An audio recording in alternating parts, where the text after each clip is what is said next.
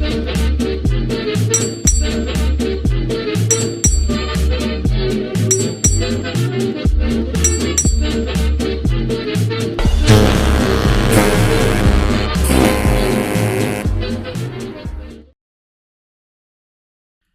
everyone and welcome to the Drydock episode 274, as it is the end of the month, or at least it's the last weekend of the month.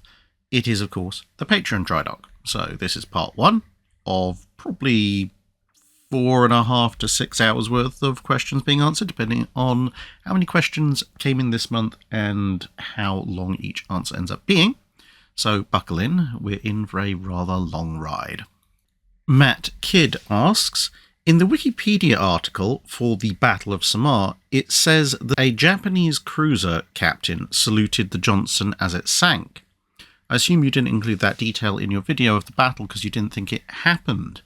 Which cruiser would it have been, and did the cruiser and officer survive the war? So the reason that I didn't include that little snippet in the video was essentially because when I looked past the sort of tertiary and even quaternary sources, i.e.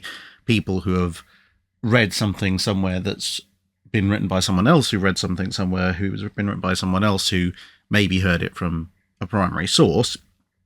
Once you look past all of that and get down to either direct survivors' accounts or sources written by people who had immediate access to survivors on both sides, it is a little bit confusing. There are multiple versions of the story, and even within specific articles and so forth on different websites, the versions change over time as there are various editing wars and so forth. But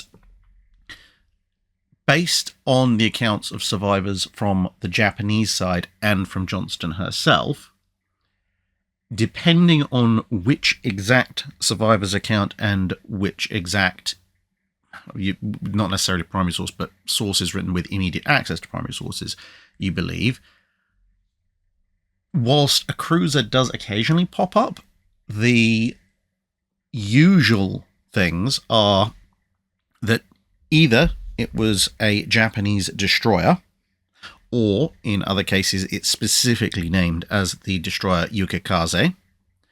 And sometimes it talks about the captain being seen to salute, and sometimes it talks about the destroyer's crew lining the rails and saluting. And so, even there you have 4 potential options. Was it Yukikaze and her captain who was doing the saluting? Was it Yukikaze's crew? Was it a random Japanese destroyer whose identity we don't know and her captain, or was it random destroyer we don't know and its crew? And then that's complicated by the fact that from the Japanese side of things, we also have a survivor who was aboard Yamato who says that the crew on Yamato saluted Johnston as she went down, although she would have been far too far away from Johnston for any survivors on Johnston to actually see that.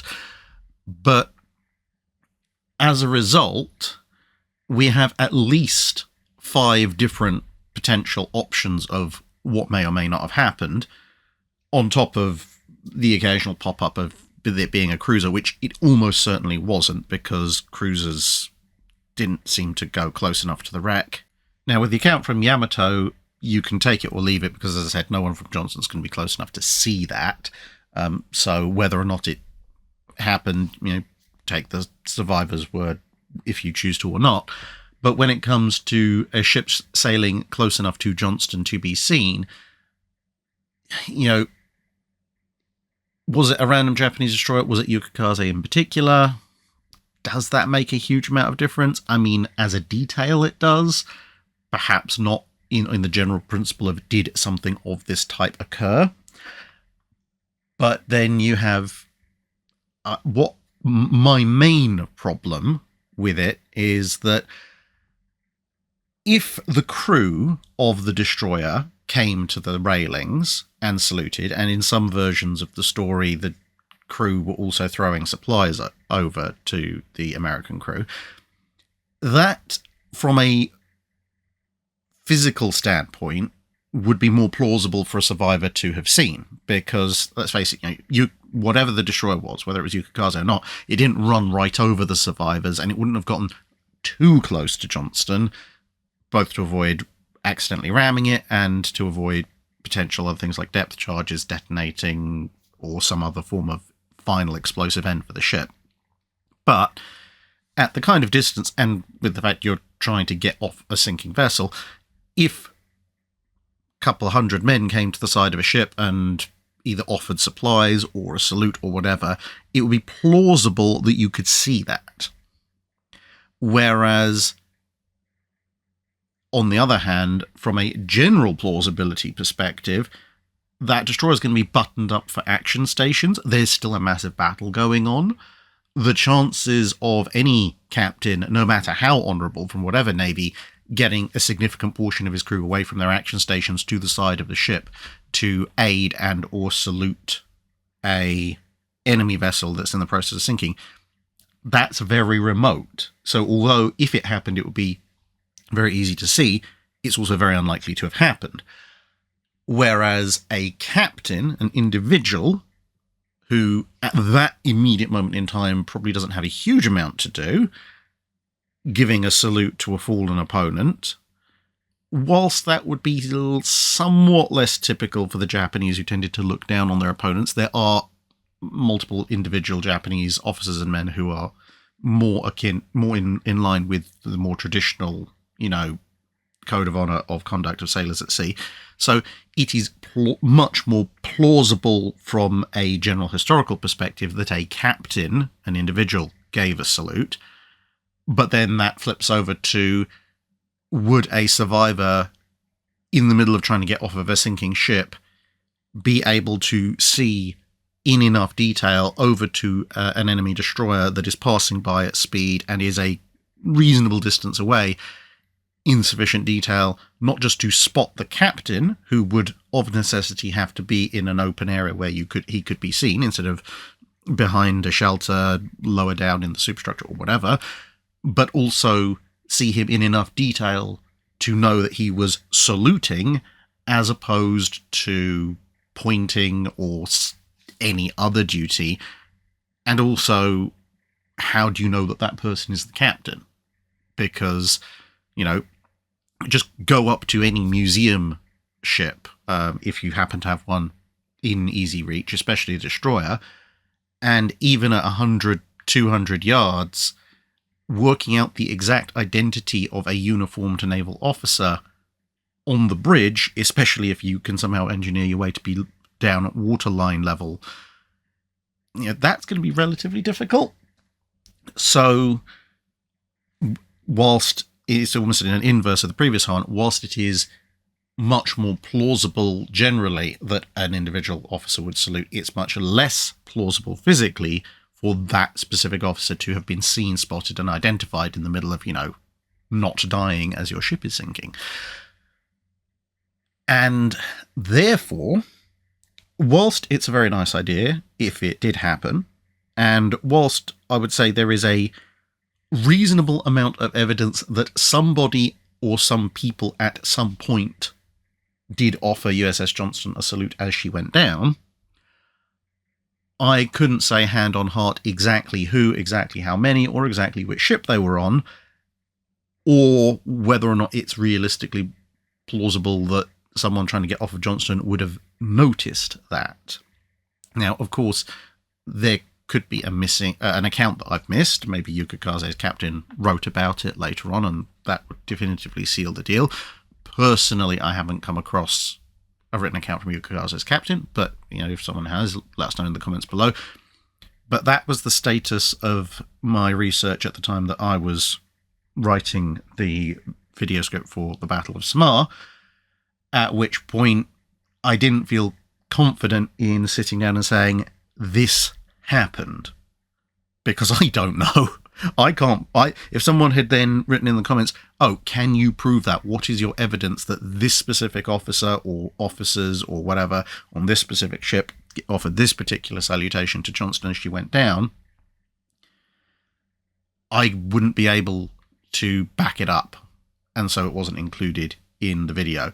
The only thing I could have maybe backed up would have been Yamato, but at that point that would have just been a case of, well, a guy on Yamato said that he did in a post-war interview, which is not necessarily the strongest of evidence, to be perfectly fair, because, apart from anything, if you're a member of the Japanese Navy and you're giving an interview to a potentially US Navy directly audience, or at least an American audience generally, with the best will in the world, that's the kind of throwaway line that you would say to ingratiate yourself, potentially. I mean, it could be true, but it's also just a way of making people feel friendlier to you.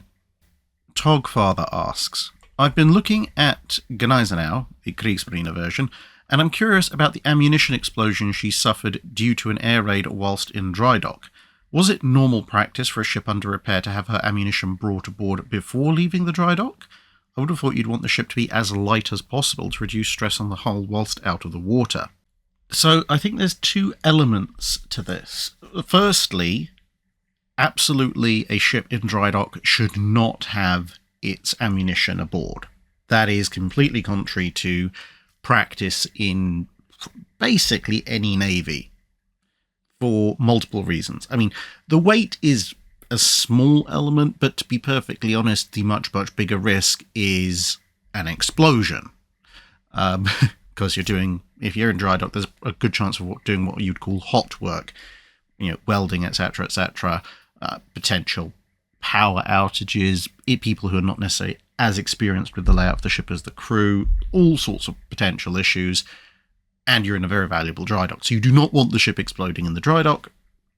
So it's completely contrary to regulations to have your magazines full whilst you're in a dry dock, except in the absolute worst of emergencies. However, the idea that Gneisenau was restocked with ammunition whilst in the dry dock appears to be, for her stint in the dry dock when she was hit by the bombers, appears to be something of a misnomer. I.e., someone's read something somewhere and then repeated it without reading the full context, because if you look at the source that is most commonly cited for this, which is Doolan and Garsky's Axis Battleships of World War II, if you look towards the end with the summary of the Scharnhorst class, just before there's some fold-out plans and then it starts on the Bismarck class, they actually note there that what actually happened was that they brought Gneisenau in, and they were going to put her in a dock, and there was a big row over a couple of things. Firstly, that she was going into a dock very close to Scharnhorst, because Scharnhorst had come into Wilhelmshaven and then staged forward to Kiel a couple of days afterwards. So they were both in the same area. So everyone was a bit worried, if they're really close together, if something happens to one, it might happen to the other, and also the two of them very close together makes for a very easy target, as in, a heavy bomber dropping a long stick of bombs might somehow luck into hitting both of them at the same time.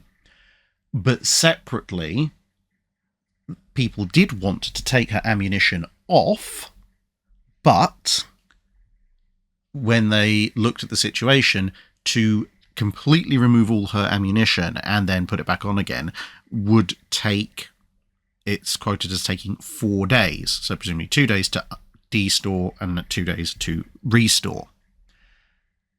And they were under a lot of time pressure because at this point, although she'd hit a mine, Gneisenau wasn't actually too badly damaged.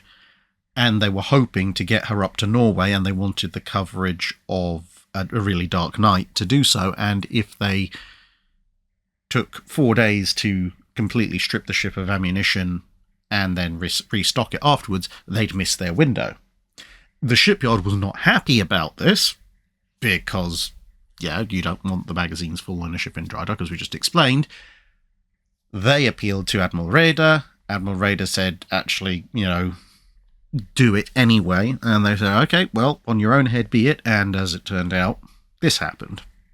Kind of why these regulations were written in the first place. And that's backed up by a number of other pretty well-written sources on the Scharnhorst class. Gerhard Koop, for example, has written a number of books about the Kriegsmarine warships, including one dedicated to the Scharnhorst class, and he makes essentially the same point in his book, which is that Gneisenau was docked with her ammunition on board, contrary to regulation and practice, in order to get her back in the water quickly enough. He suggests that because the mine damage she'd suffered was, and the ice damage she'd suffered also getting into keel, was relatively minor, that perhaps she was quickly docked in an attempt to assess the damage and patch up, and the intention was to basically quickly dock her, do some essential repairs, and then undock her again. But it ended up that she was in the dock a lot longer, which is a slightly different additional bit of information, perhaps explaining the anticipated duration, whereas Doolin and Garsky just look at the how she ended up in dock in the first place. And you'll find similar accounts in other well-written, detailed accounts about the Scharnhorst class. So I don't think it's so much that she was de-stored and then had her ammunition brought out to her the day before she was supposed to be stuck back in the water. It appears that, in actual fact, she never had her ammunition taken off at all, and any restocking that occurred would have been topping up her magazines to account for the ammunition that had been expended during the Channel Dash. The Rogue Chief asks, mail call is typically a great spirit lifter for servicemen, but how did incoming mail work for age of sail European or American ships patrolling in the West and South Pacific half a world from home? Was a ship with posts sent out to hopefully find them? Was mail deposited at a port they hoped it would eventually call on? Or did you just not hear anything for years until you made it back home? It depended greatly on the time period, but in general, for the age of sail, if you're patrolling at very, very long distances, it would fall into one of two camps. Either the ship was dispatched with a very broad mission, so you might say look at something like the raiding mission of the USS Essex in the War of 1812. She doesn't have a specific targeted area of operations, like you will remain in this particular part of this particular ocean. She's just sent out there to raid as much British shipping as humanly possible, and a lot of it is left up to the discretion of her captain. There may be discussions as to specific targets or target areas that they might go for before they leave, but that doesn't force, usually, the captain to go after that, because that target might not be viable, or there might be other circumstances, weather, stronger escorts, etc. So in those circumstances, you would just have to wait until you made it back home, because there was no way to predict where you were, and in a time of war, sending out a little mail packet is just an easy way of losing a small ship for no particularly good cause.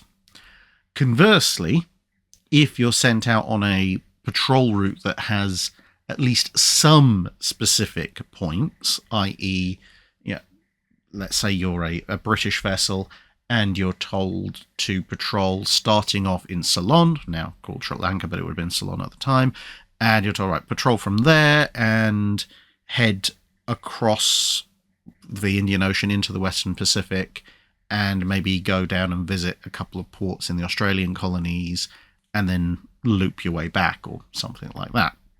Just making up a random patrol route then.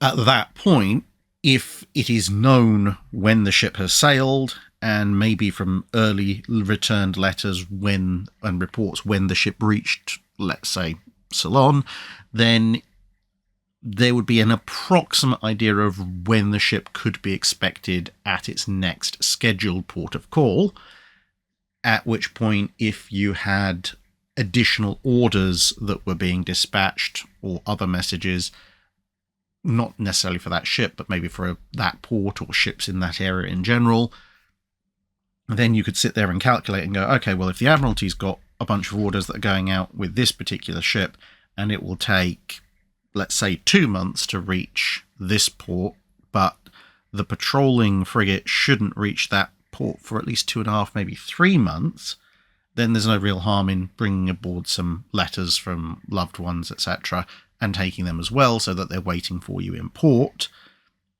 at least assuming that the mail packet reaches there on the approximately correct schedule, and the frigate does, which isn't necessarily guaranteed, because of course the mail packet could run into adverse weather that delays it, and the patrol frigate might ran into particularly strong winds and make port somewhat earlier. Now, a subset of that might be if there were specific changed orders for that specific vessel. Obviously, they're not necessarily going to know where it is. Then a messenger might be dispatched either to wait for it in its next scheduled port of call, if they know what that's supposed to be and it can get there in time, or they might go and follow its route and say, okay, well, where was the last point that we know it was? Okay, let's go there. Okay, when did this ship arrive? Oh, it was here 3 weeks ago. Where was it going? Oh, it was going that way. Right, well, we'll sail in that direction and hope we can catch up with it, because mail packets tend to be pretty quick. And obviously then they could catch up and deliver messages, etc. So at that point in time, there wasn't a specific mail packet as in, here's a bunch of letters from loved ones, we're going to send a small sailing vessel halfway around the world just to deliver some letters. It would have been incidentally carried along with other specific Admiralty messages that the ship needed to hear. What would be much more common would be letters from the crew sent back home, because of course they could write and dispatch them at any time they liked. They'd be collected aboard the ship, and then when the ship ran into another vessel that was coming, going back home, or was going somewhere near home, then they might say, oh look, we've got a bunch of letters for our loved ones back home, do you mind taking them with you? And they usually would. The other way that it could also work would be that if a ship was on a particular patrol, but it was due to be relieved and brought back home, the ship that's being sent out to relieve it would be given letters from friends and family back home, because obviously the entire point is for those two ships to meet, hand over control of the patrol route or the station, wherever they happen to be, exchange messages, and of course, given that it might take you weeks or months to get home, it's much better at that point, knowing that you've got weeks or months ahead of you, to get some letters from home from relatively recently from the ship that's come out to relieve you. Andrew Dederer asks, of all the real personalities from the Age of Sail, who has been done the worst by fiction? For example, poor Pinafore Smith was serenaded in his lifetime whilst he was even in office with his theme tune. Triton is made to look extra foolish. Von Trapp is made to look pretty stiff. Franklin got played literally on stage by none other than Dickens. Are there any others? Most probably Captain Bligh, famously of the mutiny on the Bounty. You know, most fictional depictions of Bligh would have him a absolutely terrible individual, you know, flogging people left, right and centre, when by practically all accounts, except for a handful of mutineers who, for obvious reasons, were desperately trying to justify themselves so that they wouldn't be executed, not that it did some of them much good, Bligh was actually the opposite. If anything, he was somewhat less of a violent disciplinarian than you would typically find on a Royal Navy warship, or a Royal Navy ship of any description for that matter. What he does seem to have been, both from the mutiny account and from later incidents throughout his life, is a very strict disciplinarian, i.e. very by the book. So this is what the book says you can do, this is what the book says you can't do, and he stuck to that, whereas some others would perhaps have overlooked certain things and perhaps enforced a bit more heavily on things that weren't necessarily strictly against the rules but would be otherwise detrimental to the ship. And when you combine that very by the book thinking with a personality that doesn't apply fairly harsh corporal punishment, but instead, in Bligh's case, as I said, across his career, seems to have favoured more of a direct confrontational verbal beatdown, essentially, rather than hitting you with cat of nine tails. He'd prefer to insult you to your face. That seems to have actually bred more resentment than if he'd just thwacked them round the head with a thick rope or something. And to be clear, Bligh was an excellent navigator, and he was pretty decent an officer in battle. He fought at the Battle of Camperdown and at the First Battle of Copenhagen with Nelson, and he was commended in both of those cases. So as a general officer, as a leader of a warship, and obviously as a navigator, he was actually pretty good, but he seems to have just not really quite got the handle on how to deal with people long term. And that's actually something that you find in various Age of Sail Royal Navy mutinies.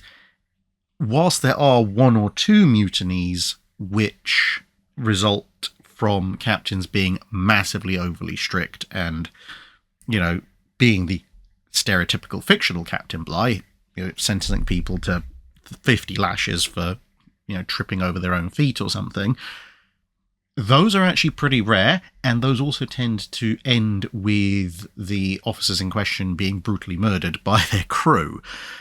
The kind of mutinies that are far more common and very often end up with the officers being either put ashore or put into boats, as what happened with Bligh, tend to be where the officers were actually, if anything, a little bit too much of a soft touch or inconsistent in their punishments, i.e. if people thought they could get away with it because they weren't actually being punished as harshly as even they thought they might be or should be, that seemed to actually cause more problems than being overly strict.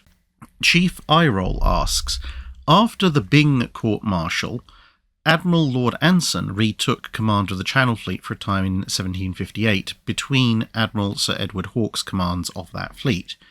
During this seagoing command, Anson was still First Lord of the Admiralty and the Chief Naval Strategy Advisor for the government. Did this interlude at sea influence his strategy or other decisions he took as First Lord of the Admiralty? And did Anson's service or appointments made during his command of the Channel Fleet materially affect that fleet at its subsequent shattering victory under Hawke at Quiberon Bay the next year? I don't think Anson's brief stint in charge of the Channel Fleet, or the Western Squadron, depending on what you want to call it, massively affected his strategy at sea or the decisions he took, other than potentially giving him a quick reminder of the current state of the fleet and what it was like to be out on the front lines.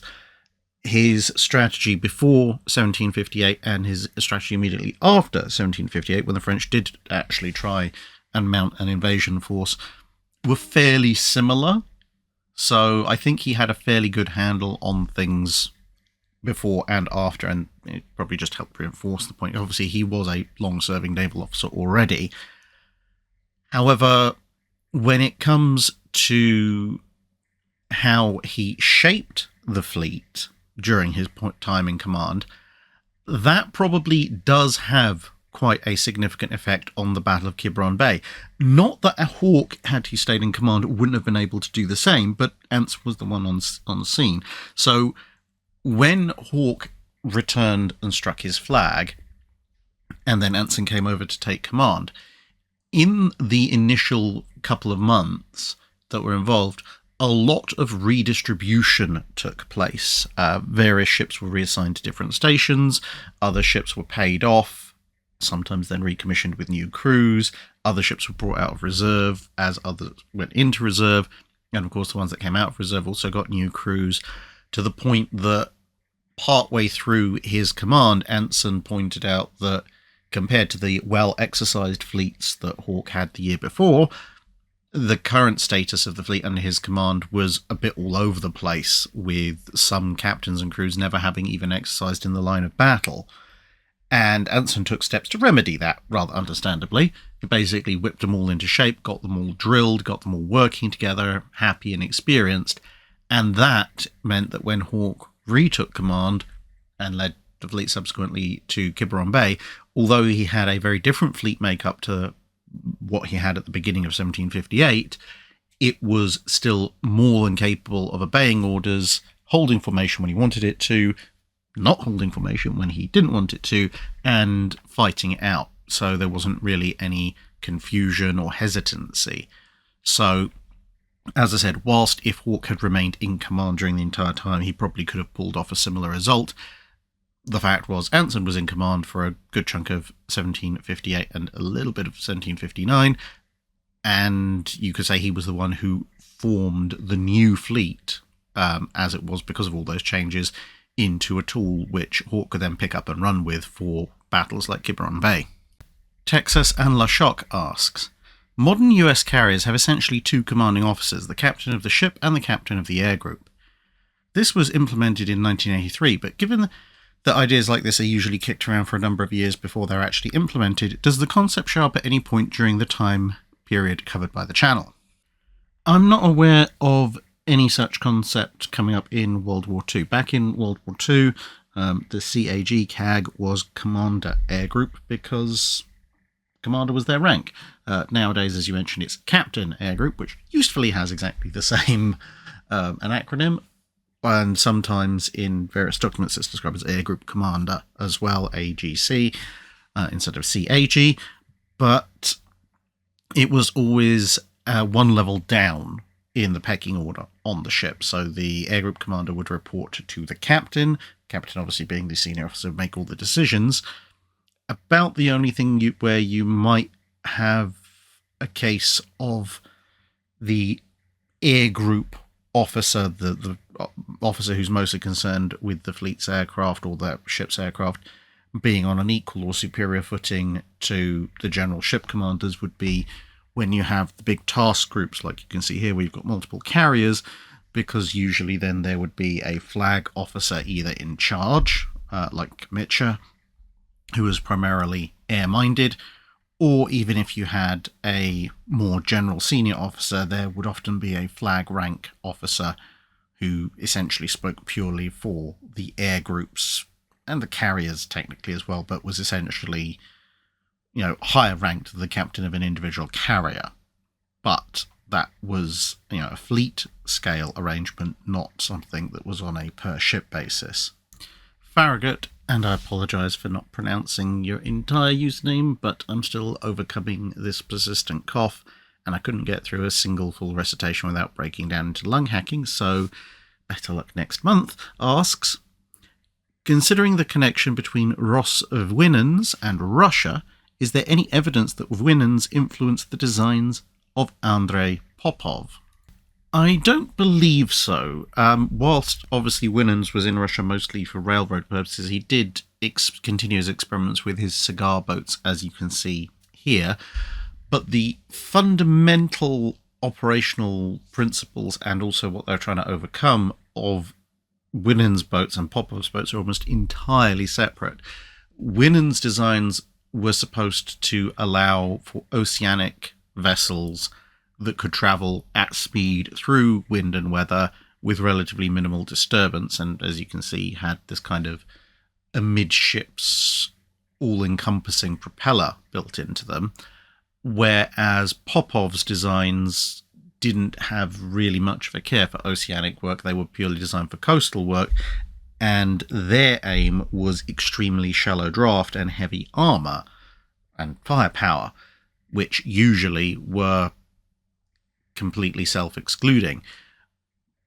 So in some ways, as I said, you're looking at the opposite ends of the spectrum of ship design, and as a result, I don't think there's really any crossover or influence. Plus, of course, the fact that Winans' last cigar boats are roughly a couple of decades old by the time that Popov starts to propose his circular ships, and given that you're talking about the first half of the second part of the 19th century, there's a huge amount of technological progression going on in that period. Hamilcar Barker asks, how close would the Battle of the Nile have been if the French had been warned, had put to sea, and been fully prepared? I think it would be almost impossible to call the likely outcome, mostly because, I mean, apart from anything, the French almost sailed when Nelson's fleet was spotted, but they decided not to when they realised that they basically didn't have enough time and preferred to stick to their existing tactics because some of their crew were ashore, etc., etc. Now, when you look at the orders of battle, Nelson technically has one additional ship in his line, albeit that that's a 50-gun fourth rate, whilst the French have, if you look at just third rates and up, which are your normal line of battleships at this point, it's actually even, except that the French have 3 80 gunners and the Orient, which is 120 gunner, which is considerably more powerful than any other ship present. That's before you get into arguments over exactly what weight of guns every single ship carried, but materially speaking, even just by number of guns, the French have the advantage, plus they have the only 3-decker. However, the French coming along with more ships and potentially larger ships as well isn't exactly a scenario the British have not faced before, and they've overcome it before. And Nelson is quite skilled, so could he overcome it? Yes. On the other hand, when you look at the amount of fight, even when they're bracketed, that the French put up at the Nile, the French fleet was capable of standing up for itself in a fight pretty well, even though the part that was engaged was generally outnumbered, and of course Orient caught fire and blew up. So I think it would have come down to tactics, which is pretty much how Nelson won most of his battles. The possible exception of Copenhagen, which is more of just a straight-up slugfest. But if Nelson had sailed his ships nice and neatly in a line, traditionally, and just faced off against the French in a straight-up line of battle fight, I think it's relatively plausible to say the French stood a decent chance of winning. I wouldn't necessarily put it particularly highly, like say 70-30 or 80-20, because there are discrepancies in how fast the British gunners can fire versus the French gunners and so on and so forth. But I would say they probably have a slight advantage, maybe 60-40, something like that. But of course, if there's one thing that Nelson isn't going to do, it's going to be the line of battle. So without knowing exactly what he was going to do or what he would have done, I think it's impossible to say. It could have been very, very close still, or it could have been almost as one-sided as the historical Nile actually turned out to be. Because, who's got the weather gauge, what are the sea conditions like, because Nelson might have ideas about what he wants to do, but if the weather says that he can't do that, that changes things again, and you could have all sorts of things playing out. But the French admiral is also not incompetent. Villeneuve, remember, at this point is just a captain. The French admiral who was aboard L'Orient was a relatively decent tactician. He'd seen a fair bit of action as well. So he might have tried to pull off counters to Nelson. So Nelson could potentially have tried to double up the enemy line or engage only a portion of it, the same as he did at the Nile. But it would be a lot more difficult to do because at this point the entire French fleet would be underway. Of course, he could, I suppose, try to come at the French from behind, i.e. a chase situation with the wind behind both fleets, because that would prevent the French Vanguard from being able to overhaul. But Nelson would have to be very careful about making sure his own ships didn't get battered as they progress up the French line. There are lots of ways it could go. Richard Sue asks, why were heavy cruisers and sometimes even transports chosen to be the flagship or representative ship in some fleets when even more powerful warships were also present? Examples being Atago being Kurita's initial flagship with Yamato Musashi there, USS Augusta representing the US at the Atlantic Charter Conference, Belfast being the British flagship at Normandy, given that Rodney and Warspite are there, and Augusta being flagship again at Casablanca when Massachusetts is in the area. There are quite a number of reasons why you might choose a heavy cruiser as a flagship. For one thing, given the purpose of some of the task forces, especially, say, the Casablanca battle, Operation Torch, etc., and some of the other operations you mentioned as well, the battleships might well need to be on the front line being shot at or shooting at other things quite considerably.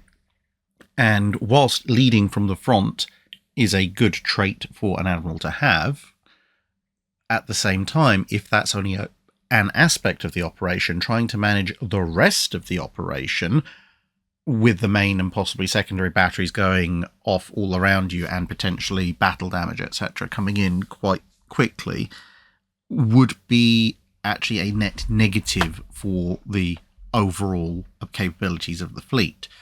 At which point, being on a ship that's not necessarily going to be on the front line of a massive gunfight makes for a good idea.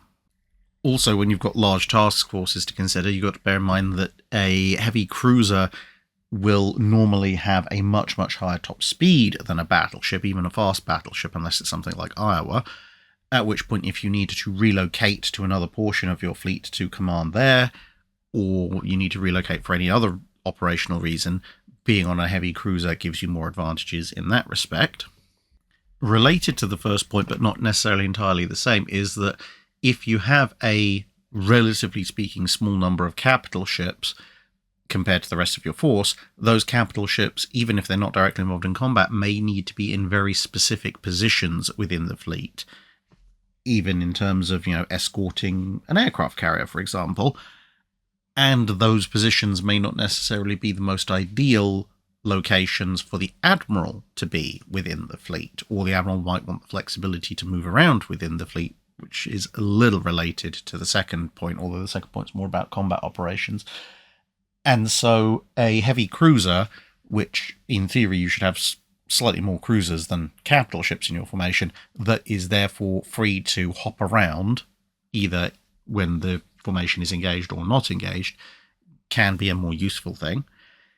And the final point, which in a lot of cases is probably actually the main point, is flag facilities. Most battleships, not all, but most battleships were not necessarily built with the idea of either having an admiral aboard at all or having an admiral with a considerable staff aboard. And there were some, but those were relatively few and far between. So, for example, one of the ways you can tell USS South Dakota apart from her three sisters, Alabama, Indiana, and Massachusetts, is that she doesn't have the forward pair of twin 5-inch 38s because they were taken off, or, well, not installed in the first place, in part to make room for additional facilities aboard South Dakota to host an admiral and his staff. And you can also distinguish between the Iowa class, because one of them has been constructed with additional levels for flag facilities and the others have not. And if you happen to be in a formation where the ships that you have there in terms of capital units either don't have flag facilities or don't have sufficiently sized flag facilities, but there is a heavy cruiser that does, and heavy cruisers tended to be slightly more commonly built with flag facilities because of the peacetime expectations that they might serve as overseas flagships, then it might just be a case of, well, actually, in terms of not getting in the way and having room to actually make your plans and do your communications, a particular heavy cruiser might actually be the better choice. And quite often, when you look at the heavy cruisers that are selected, like the Augusta or the Indianapolis, in the US's case, or Belfast in the Royal Navy's case, you will very often find that the specific cruisers that have been selected have actually got quite extensive flag facilities aboard. Brian Smith asks, was it more technical reasons or aesthetic reasons that some countries would prefer certain types of turret layout for their cruisers and battleships, with some exceptions in each navy, of course, i.e. the US Navy seems to prefer triple turrets, the French have a thing for quadruple turrets, and the Royal Navy and the Japanese Navy seem quite fond of twin turrets. Almost entirely technical reasons, to be honest. Aesthetics, when it comes to things like the layout of the guns on the ships that are supposed to secure your country's freedom of operation, really don't come into it all that much. But the technical reasons are quite interesting. For the French, their use of quadruple turrets actually comes about initially from restrictions on their infrastructure when they're looking at how to go beyond the Britannia class, and they realise that actually they could upgrade their shipyard infrastructure, but that's going to take time they don't think they have. And so to get a ship that's compatible with, or at least competitive with, the latest and greatest warships that are being designed at the time, they decide that, well, if they can't build a ship that's significantly longer, and also they don't have the time to develop guns that are significantly heavier, then the only other way to compete is to have significantly more guns than they had before.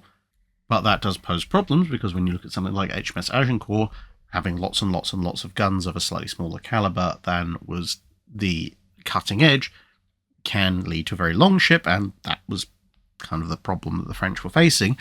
And so they decided, well, if we can fit more guns into a single turret, then we can still have lots of guns whilst minimizing the overall length. Because, for example, if you look at the Normandies, if you have 12 guns in 3 quadruple turrets, the amount of space taken up by the 3 quad turrets is significantly less than the amount of linear space taken up by 6 twin turrets.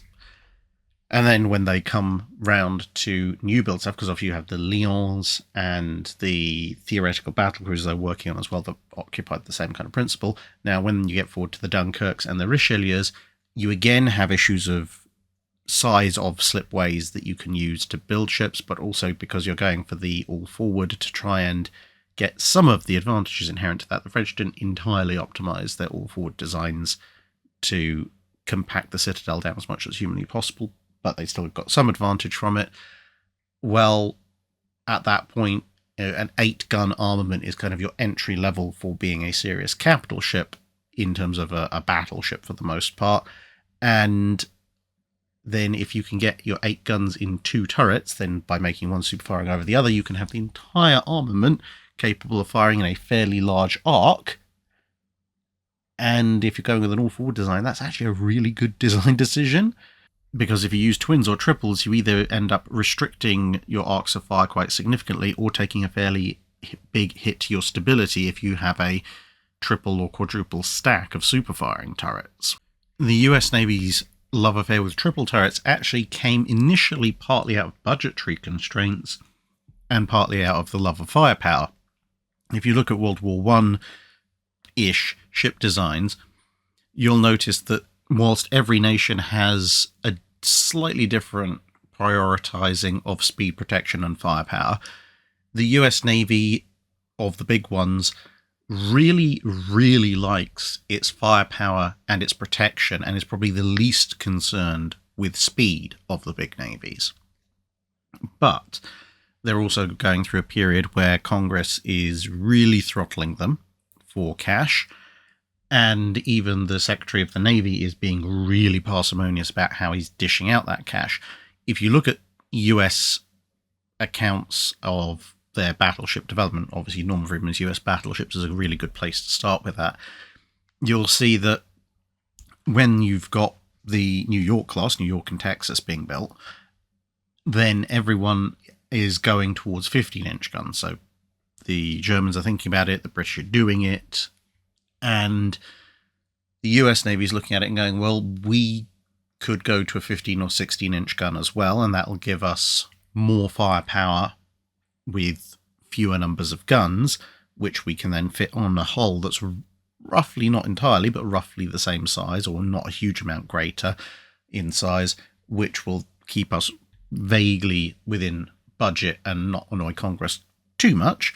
Whereas if we want to increase our firepower with every developing class, which they really do, because as I said, they really like their guns, then the only way to do that, if we stay with the existing weapon, which has obviously just been introduced, the 14-inch, is to essentially do a redevelopment of what had happened with the US 12-inch gunships, which is they get longer and longer and longer as more and more twin turrets are added, but that's actually going to add quite significantly to size and cost. And to square that particular circle, they introduce partial triples on the Nevadas and then full triples on the Pennsylvanias, because that allows you to get away with a somewhat lesser increase in overall dimensions whilst having a relatively significant increase in firepower. Or in the Nevada to New York case, there are other upgrades besides just the firepower, because they still both have 10 guns, but the Nevadas can bring all of their guns to bear on slightly greater arcs of fire. But nonetheless, or to look at it another way, and relatively crudely, because it doesn't take into account other changes, but if you look at the Pennsylvanias, which have 12 guns, and compare them to the New Yorks and the Nevadas with 10 guns, by using triple turrets, you've only got a displacement increase of about 2,000 tons over the New Yorks, whereas if you go back to the 12-inch gunships, again, there are other factors involved as well, but the Floridas are displacing about just under 22,000 tons, and they have 10 guns, roughly 12-inch, and then the Wyomings, which follow them, which have gone up to 12 guns, so again, a 2-gun increase, they're 4,000 tons heavier. So you've actually gone up, gone up half as much in displacement, and proportionally even less, in order to get a similar overall increase in firepower by using the triple turret. And then once they had them, they kind of stuck with them because there are a bunch of other advantages as well. With the Japanese Navy sticking with the twin turret and essentially turret farming with the 14-inch with the Fusos and Iseis, was more to do with the fact that they were expecting to always fight outnumbered, so they wanted more turrets on the basis that lots more turrets meant you could either engage multiple ships or you could continue to fight with a significant portion of your firepower as you lost turrets. So if, for example, you consider a Pennsylvania class compared to a Fuso class, they both have 12 14-inch guns, but the Japanese thinking went that with a Pennsylvania, if you lost one of your turrets, you lost a quarter of your firepower, whereas if you lost a turret on a Fuso, you only lost 1/6 of your firepower. If you lost 2 turrets, then on a Fuso you were down by 1/3, on a Pennsylvania you were down by half, and if you lost 4 turrets on a Pennsylvania, you went out of turrets, whereas on a Fuso you still had 4 guns to go with. And as far as the Royal Navy is concerned, they were more concerned about the idea of reliability and proven design, because they were churning out ship after ship after ship very, very quickly. And at the time that they initially considered the triple turret, it was still being a bit finicky. And so they just stuck with it for a little bit longer than most, but not all. I mean, the Japanese were still doing twins. The Germans were still doing twins. The triples were finding their place in the Italian, Austro-Hungarian, Russian, and US navies, but it wasn't like the Royal Navy was alone in that particular endeavour. They considered triples more and more as time went on through the 1910s, and then, of course, when you get to the design lineages that would eventually lead to the G3 and N3, then they start considering triples quite a lot more, and then triples, quads, etc. are all on the cards later on down the line. Admiralty of Floof asks, we often hear about how the Americans didn't think all that much of the Japanese in the interwar period until they found out the hard way. What did Italy and Germany think of the Japanese, especially naval-wise, and vice versa? Do we know anything about that? I personally don't know a huge amount about that. Racial, social politics and their views of, and various people's views of each other, it's obviously not necessarily my specialist field. The main reason that the US and how it viewed Japan comes up a bit is obviously the Pacific War is a fairly major chunk of World War II. And let's just say a lot of the US reports are extremely unsubtle about it. And of course you then contrast that with what the Japanese actually achieved, and it makes the point even more ridiculous. And when you have a world war where one of the nations on the other side literally believes in racial supremacy and has a racial hierarchy of, this group of people is better than this group of people who are better than this group of people, etc., and they're not the ones who come out quite so blatantly in their intel reports, you really are saying something. But nonetheless, in terms of Italian and German opinions on the Japanese and the Japanese opinions of the Italians and Germans, even in the naval context, as I said, I haven't come across a huge amount. In terms of what the Italians and Japanese thought of each other, I personally haven't really come across much of anything. I'm sure there is stuff out there, it's just I've not looked at it. There's a small amount that I've read about the Germans and the Japanese looking at each other naval-wise. The Japanese, as far as I can tell, didn't seem to think the Germans had all that much to offer in the interwar period, which is somewhat understandable, given the Kriegsmarine's build-up really only happened in the mid to late 1930s. And the Germans generally were quite impressed by the Japanese fleet as a whole. Obviously, during the war, you did have the attempts to trade via submarine in small, high-value goods, and obviously things like radar, etc., from the German side of things, and various other bits of technology coming from the Japanese side of things. And I know there was a fair bit of exchange more on the aeronautical side of things, but I'm not an aeronautic historian. So I think there was, on both sides with the Germans and the Japanese, from my admittedly relatively shallow reading, a degree of, they've got a few things that we could use that would be handy, but generally speaking, I think we're better than them going on both sides of that particular equation. But, as I say, I will defer to anybody who's done a more extensive reading of both sides' opinions of each other in that particular field. F-19A Ghost Rider asks, at what point did the world's navies determine the need to equip their warships with anti-aircraft armament, and what was the first ship class you know to be designed from the start with a dedicated anti-aircraft battery? It seems to have phased in to navies that they should have some form of anti-aircraft weaponry around about the 1912 through 1915 period, depending on the navy in question and how quickly they could develop or adapt an existing weapon.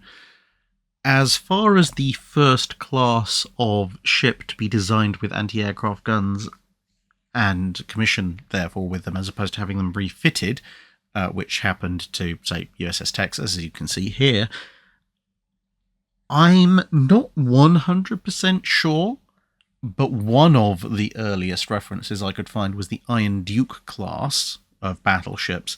So obviously they started coming into service in 1913, 1914, and they entered service with a pair of 3-inch high-angle guns fitted to them. But even that is highly questionable, because the 3-inch gun in question wasn't put into dedicated service as an anti-aircraft gun until pretty much the same time as the Iron Dukes were coming into service, and of course the Iron Dukes were designed several years earlier, when there was no 3-inch high-angle anti-aircraft gun. So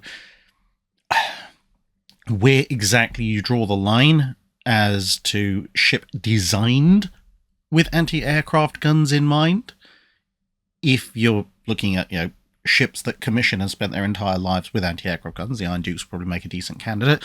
If you're looking at ships that were designed in terms of their final design with anti-aircraft guns, you're probably looking at ships that start their design no earlier than maybe 1913. So they would have got to detailed design stage in 1914, which would have been around about the time that anti-aircraft guns actually exist, so that they can plan them in the details for the final design. And if you want to go with ships where from the very beginning, even from the initial sketches and first concepts, had anti-aircraft guns on them, you'd have to look at whichever ships were designed from 1914 onwards and then completed the quickest, which would at that point probably be something like a submarine or a destroyer. Sapper Ninja asks, Captain Langsdorff of the Graf Spee seems to have been remembered by history as an honourable man. Is this reputation deserved?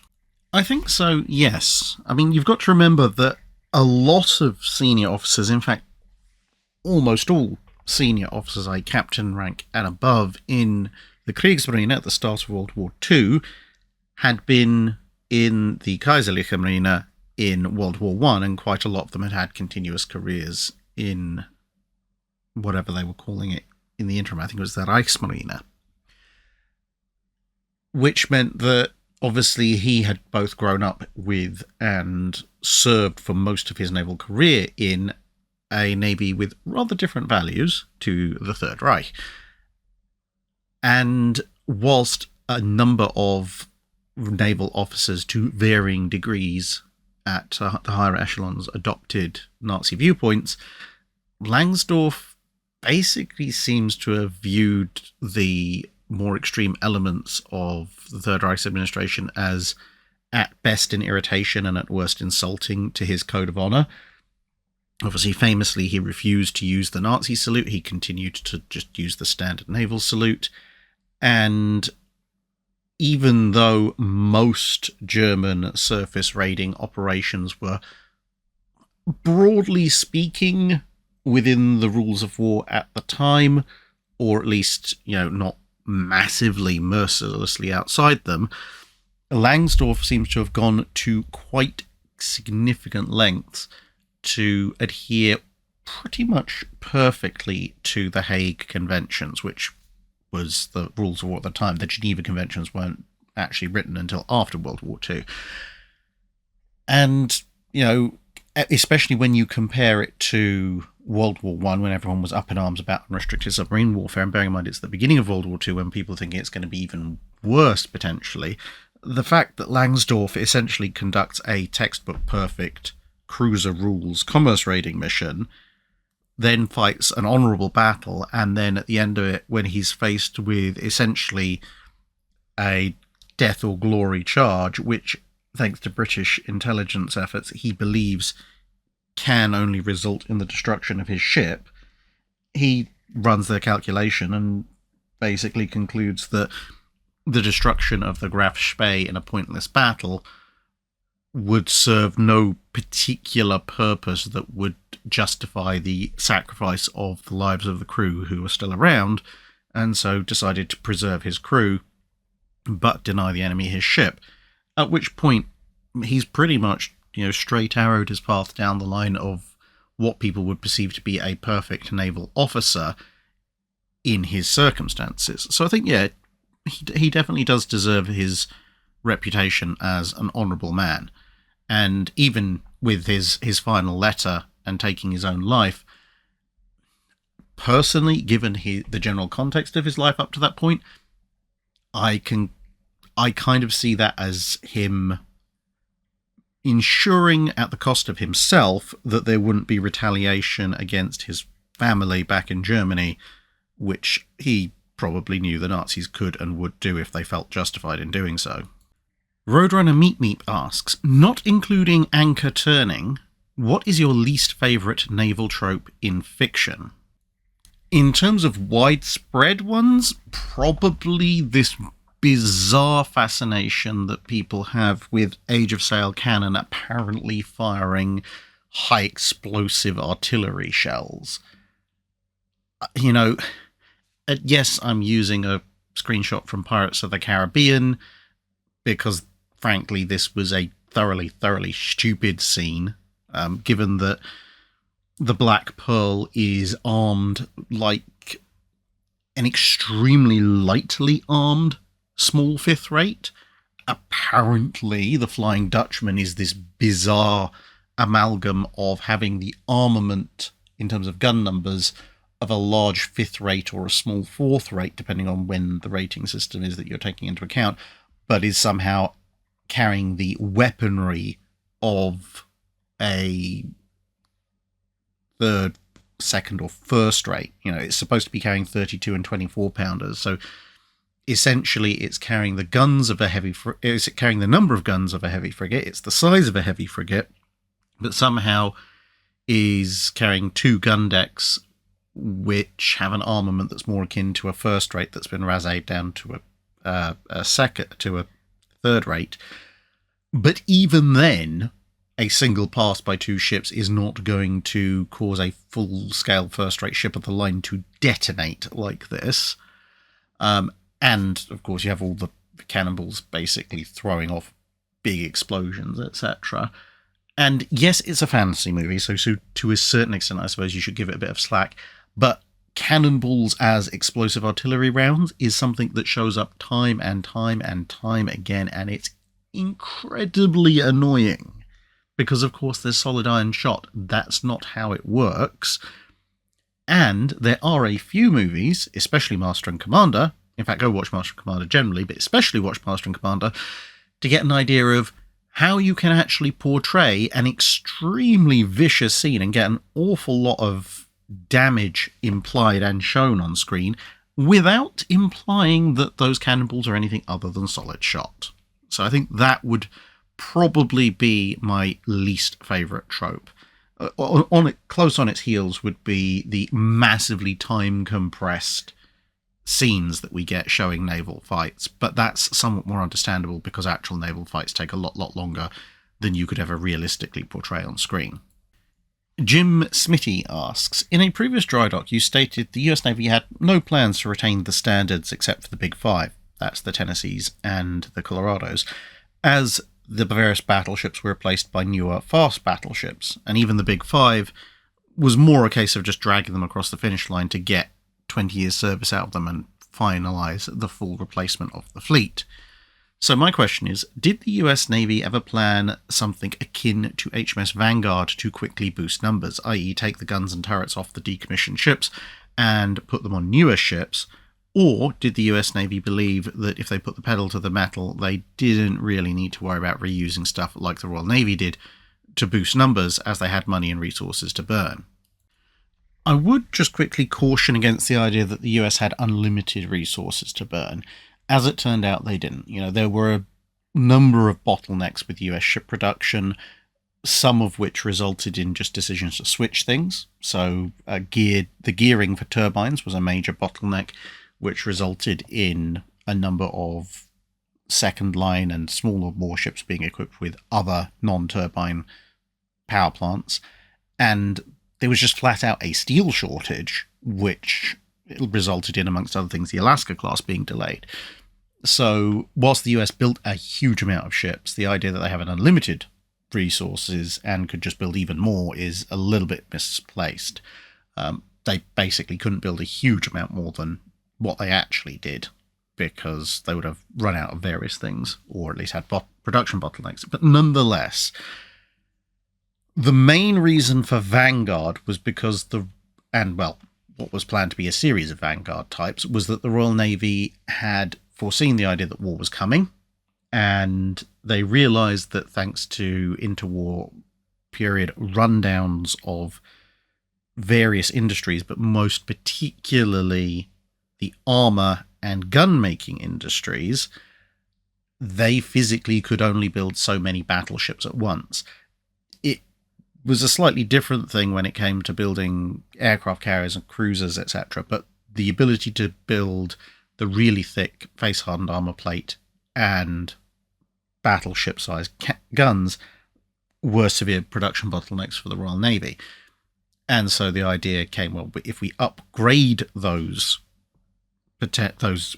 industries, then we can increase our building capacity. Now, of course, the building more armour, being able to construct more armour, that meant they could go from building 2 battleships a year to 3, but the heavy gun industry was another matter. That took a bit longer to upgrade, and then realising, well, hey, we can build everything but the guns for a 3rd battleship each year. They decided, well, we've got a bunch of spare guns, so we'll use those, and then we can actually build 3 battleships. The US didn't have those production bottlenecks. The US could build pretty much as much face-hardened armour as it needed for its battleships. They could build as many large naval guns as they needed for their battleships, at which point a bunch of relatively obsolete 14-inch guns just weren't needed, because if they wanted to build a 5th or a 6th South Dakota, or as they were actually doing, a 5th or a 6th Iowa, they could just build them with modern guns. So there wasn't really anything to be gained by building something with older guns, because there wasn't a shortage of new ones. Arkonos asks, for the entirety of your channel's coverage, have anchors ever played a part in combat? I assume some ships were slowed down getting moving after being surprised, but other than some entanglement, my imagination fails me. Weirdly enough, anchors actually have a bit more of a history in combat than you might suspect. Obviously, the lack of anchors was a bit of a problem for the Spanish Armada, not just out of combat off the coast of Scotland and Ireland, but even during the Battle of Gravelines, or however the heck that place is pronounced, when they thought they were going to run onto shoals. The standard procedure would have been to anchor, or at least use their anchors to slow them down, and then fight it out, but they were forced to just drift with the wind. Obviously, as you mentioned, ships were occasionally caught at anchor, and having big anchors on the side of your ship could lead to some entanglement, that's true. But in terms of anchors that are still present on ships having a major impact on combat, that also actually happened quite a bit in the Age of Sail. Not as a standard thing, but for example, the Battle of the Nile, as you can see here, wouldn't have been possible without the rather clever use of anchors. So Nelson sails down the French line, as it turns out, thanks to a bit of last-minute improvisation by some of his captains down both sides of the French line. But in order to ensure numerical superiority against a portion of the French fleet, they get partway down the line, and then the British ships anchor, but anchor in such a way that they've equipped additional lines to their anchors, which were called springs, but aren't actually, boing boing metal springs. And they fight a good chunk of the Battle of the Nile at anchor, manoeuvring on their anchor lines with these spring lines, and the entire strategy of the Battle of the Nile is predicated on the use of these anchors. And that's just the most famous example, and as I said, it's not massively common, but yes, there are a number of battles, large and small, where the wise or occasionally unwise use of an anchor or two was quite critical in the overall outcome of the battle. Michael Gilson asks, when the London Treaty collapsed and the US Navy ordered Hornet, did they also consider retrofitting Wasp with improved torpedo defences? Would this even have been possible at reasonable expense and time without further compromising her speed? Unfortunately, it was pretty much a non-starter. Fitting any kind of torpedo defence system would have dramatically reduced her speed and potentially also upset her stability, because one of the things you've got to remember is when older World War I era warships had bulges added to them, they also had other equipment added to them, because obviously the bulges displace water, which means the ship is going to ride higher, which, as I just said, could affect its stability, especially for something as tall as an aircraft carrier. And so the newly introduced weight counteracts that for the most part. And obviously increased beam, increased underwater surface area, and increased displacement all massively reduces your speed, which in refitted ships is compensated for by usually the installation of more powerful machinery, amongst other things. With Wasp, obviously being a brand new ship, the machinery is as powerful as it's going to get, so that's not possible. So to add torpedo defense systems to her in the form of big blisters or bulges, and then the necessary weight to counter the potential stability issues, it would have made her far too slow, which, considering that she was already one of the, pretty much the slowest of the fleet carriers the US Navy would consider for Pacific operations, that just wasn't going to be acceptable. Plus, she only commissions into the fleet in late 1940. The US Navy at that point is absolutely convinced that war is coming very, very soon and is scrambling to get as many carriers built as possible. This is the time when the Essex class are being laid down, and taking a brand new carrier back into dock for potentially half a year or more of design changes that are going to make her objectively worse in everything but her torpedo defense capability. It's not worth it, and it's going to potentially deprive them of a carrier deck when they might absolutely need it. Especially when you consider that most of the World War I capital ships that were refitted with bulges already had a degree of underwater protection. It just wasn't considered adequate against what for the time in the 1930s were more modern threats. And even with those supplementary bulges, the total torpedo defense system was considered just about adequate against regular torpedoes and nothing particularly heavy. Whereas with Wasp, to obviously quote Gru from Despicable Me, in terms of torpedo defences, we have no torpedo defences. So you'd essentially be having to bolt on an entire torpedo defence system to the side of the ship to a scale that was actually worthwhile, because of course there's no point in bolting on a bulge that can resist, say, a 200, 300 pound torpedo warhead, because that's not really going to do an awful lot against, the standard surface launched torpedoes that most people have, let alone sub-launched ones. Even most aerial torpedoes would be able to punch through that quite easily. So you're going to have to really go big or go home, which is going to make those bulges even larger than you might see or might expect from ships like Texas or Warspite and their refits. Donovan Lawler asks, as far as I can tell, it seems the only distinct differences between a light and heavy cruiser as per the treaties are displacement, armour and gun size. Could you give us more detail? So, obviously you have the Washington Treaty, the London Treaty and the Second London Treaty, and each of them distinguish, or in some cases don't, between these two categories in different ways. So with the Washington Naval Treaty, there's no such thing as a light or heavy cruiser formally. Obviously you have ships like Emden being built by Germany, the Omahas that are under construction by the US, etc., and they may be classified informally as light cruisers, but as far as the treaty is concerned, there are only cruisers, which are up to 10,000 tons and up to approximately 8 inches in gun caliber. There's no restriction on armour. It's just whatever you can fit into that displacement or cheat. Then you have the London Naval Treaty, and that treaty does make the distinction between two different types of cruiser, one armed with 8-inch-ish guns and the other armed with 6-inch-ish guns, because there's a little bit of back and forth, because obviously some nations use metric and some nations use imperial, so 155mm or 152mm, 6.1, 6-inch, it's all covered. But anyway,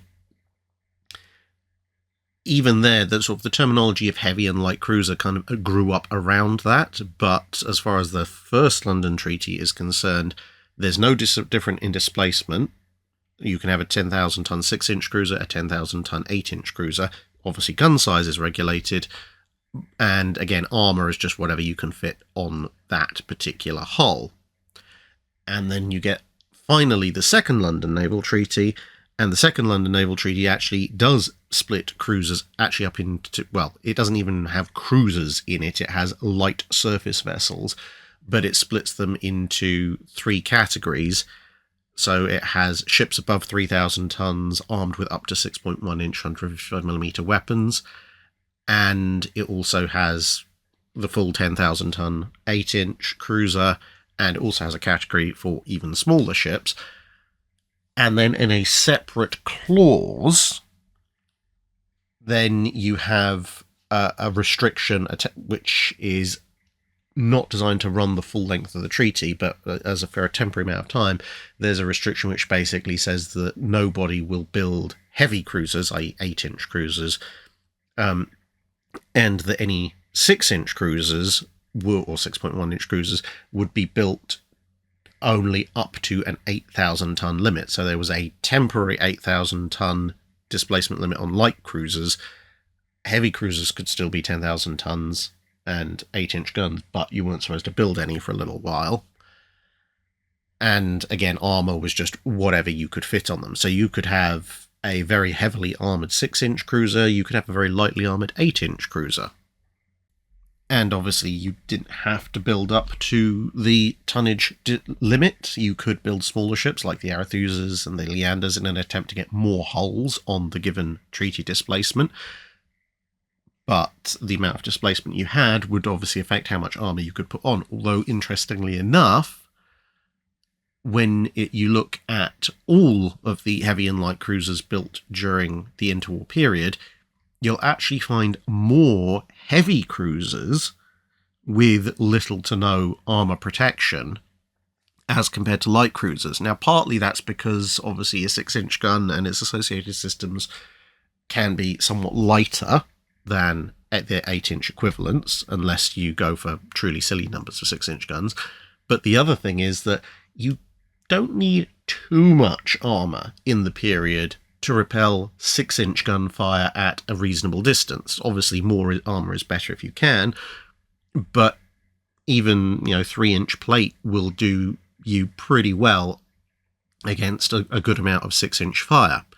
However, If you're up against 8-inch fire, you need substantially better protection to meaningfully stop incoming 8-inch shells, at which point you see different nations, and even within specific nations at different points in their design history, sometimes due to tactics, sometimes due to material limitations, having to make a series of choices, because you can try and build an 8-inch cruiser with armour against 8-inch guns, but that's going to be a very heavy ship within the limits. You can try and build an 8-inch cruiser, but accept that it's only going to have protection against 6-inch guns, which is really only a thing in the 1930s, because in the 1920s, all the big powers are basically just building up to the limit with 8-inch guns. So unless you're talking about going up and fighting some of the much older ships from, the early 1910s, the ability to resist 6-inch gunfire doesn't really matter all that much, although there's a very niche argument to be made about possibly resisting the secondary gun battery fire of battleships. But then you also have the argument of, well, if the armour can't protect you against peer opponents, i.e. other 8-inch gun cruisers, what's the point in having it at all, or only having relatively minimal protection to guard against splinters and maybe destroyer-grade guns? And a certain number of what we would now call heavy cruisers actually take that last option, and instead will go for speed or more guns, etc., in order to try and counter the fact that they really are a little bit of a glass cannon. Matt Blom asks, what was the first true naval starshell developed, and in which historical engagement were starshells first used? The naval starshell, as we would understand it, long-range illumination round, potentially on a parachute, etc., was invented during the First World War, so in the 1910s, and it was developed not entirely simultaneously, but near enough as makes no difference, across several different navies, although some navies were somewhat better at it than others. For example, although the British had a form of starshell by the mid-war period, when some German starshell was discovered having malfunctioned and landed on the British coast, they just went, well, we'll just copy that because it's better. And there were actually specific instructions saying, look, we just want a direct copy. We don't want any kind of improvements because we know this one works. We don't want you to mess up it by accident trying to make it work in some theoretically slightly better way. Now, there are earlier forms of starshell that go back a lot further. There's an early form that was used in the Age of Sail. There's another form that was introduced just at the start of the ironclad era. Unfortunately, because of that, which exact historical engagement is the first one that starshells are first used in is a bit of a moving target, depending on which particular version of the starshell you want to use as your starting point. Although I rather suspect that if you're using the quote-unquote modern, i.e. World War I generational development of them, then as much as you could classify as an engagement, you're probably looking at some German raid bombardment mission, because they're the ones who seem to have both been involved in the war at the time and been sort of the ones to get out of the gate first with a fully working starshell. The US Navy, apparently, at least as from the sources I can see, seems to have deployed a starshell to its own fleet around about the same time, or possibly slightly earlier than the Germans, but at the time they weren't involved in the war, so of course they wouldn't be using it in engagements.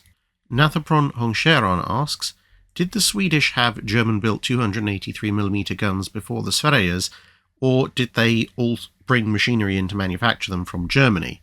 Otherwise, why did they choose that slightly weird caliber, and why did Germany use the same caliber before they went to 305mm? No, the Swedes just built their own 11-inch guns, because of course the Swedes have Bofors, and Bofors is entirely capable of manufacturing its own firearms, of varying descriptions, and of course in certain respects with things like the Bofors 40mm, certainly once it's been slightly tweaked for mass manufacture, they're capable of outdoing a lot of other nations if they choose. Why they chose to go with the 11-inch caliber, why the Germans went with it as well, because bear in mind 283mm is 11 or 11.1 inch.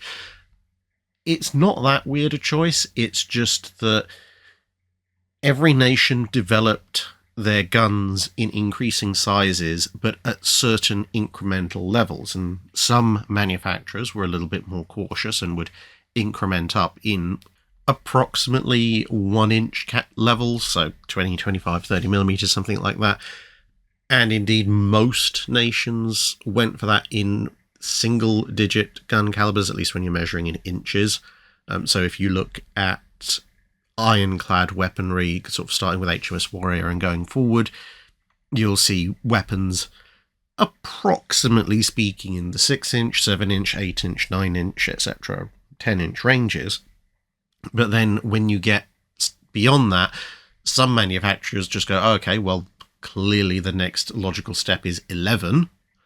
And other manufacturers, as there's kind of a bit of a naval arms race in terms of gun caliber really heating up, start to make quite significant jumps. So you see a 12-inch, a 13.5-inch, a 16.25-inch, 17.7-inch, etc., etc. So it's largely just down to the manufacturers. And 11-inch gun caliber, whilst it wasn't the most common, 12-inch was more common, both in the ironclad era when you're using short barrel weapons and in the early dreadnought era and the pre-dreadnought era.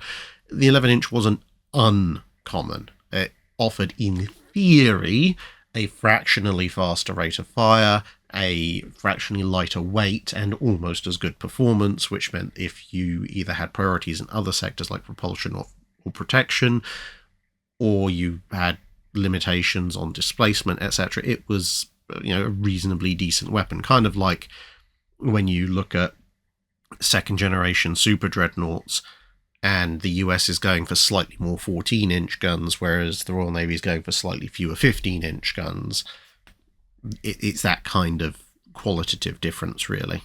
John M. asks, in the Western Front Association publication Stand 2, number 131, author Thomas Scotland, in his article on winning and losing World War I at sea and the feeding of nations, states that upon Britain's declaration of the North Sea as a war zone after the loss of the old cruisers, Admiral von Pohl wanted the area to be one of unrestricted submarine warfare.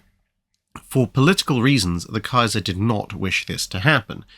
Do you think it would have been possible for Germany to concentrate its surface and submarine forces exclusively on merchant shipping to choke off imports to Britain, concentrating on convoy shipping as opposed to wanting a fleet action?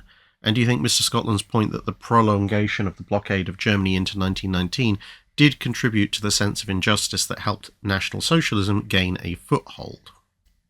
I mean, Germany has its fleet in Wilhelmshaven. It's entirely possible for Germany to send out its fleet, both surface and subsurface, to attack merchant shipping.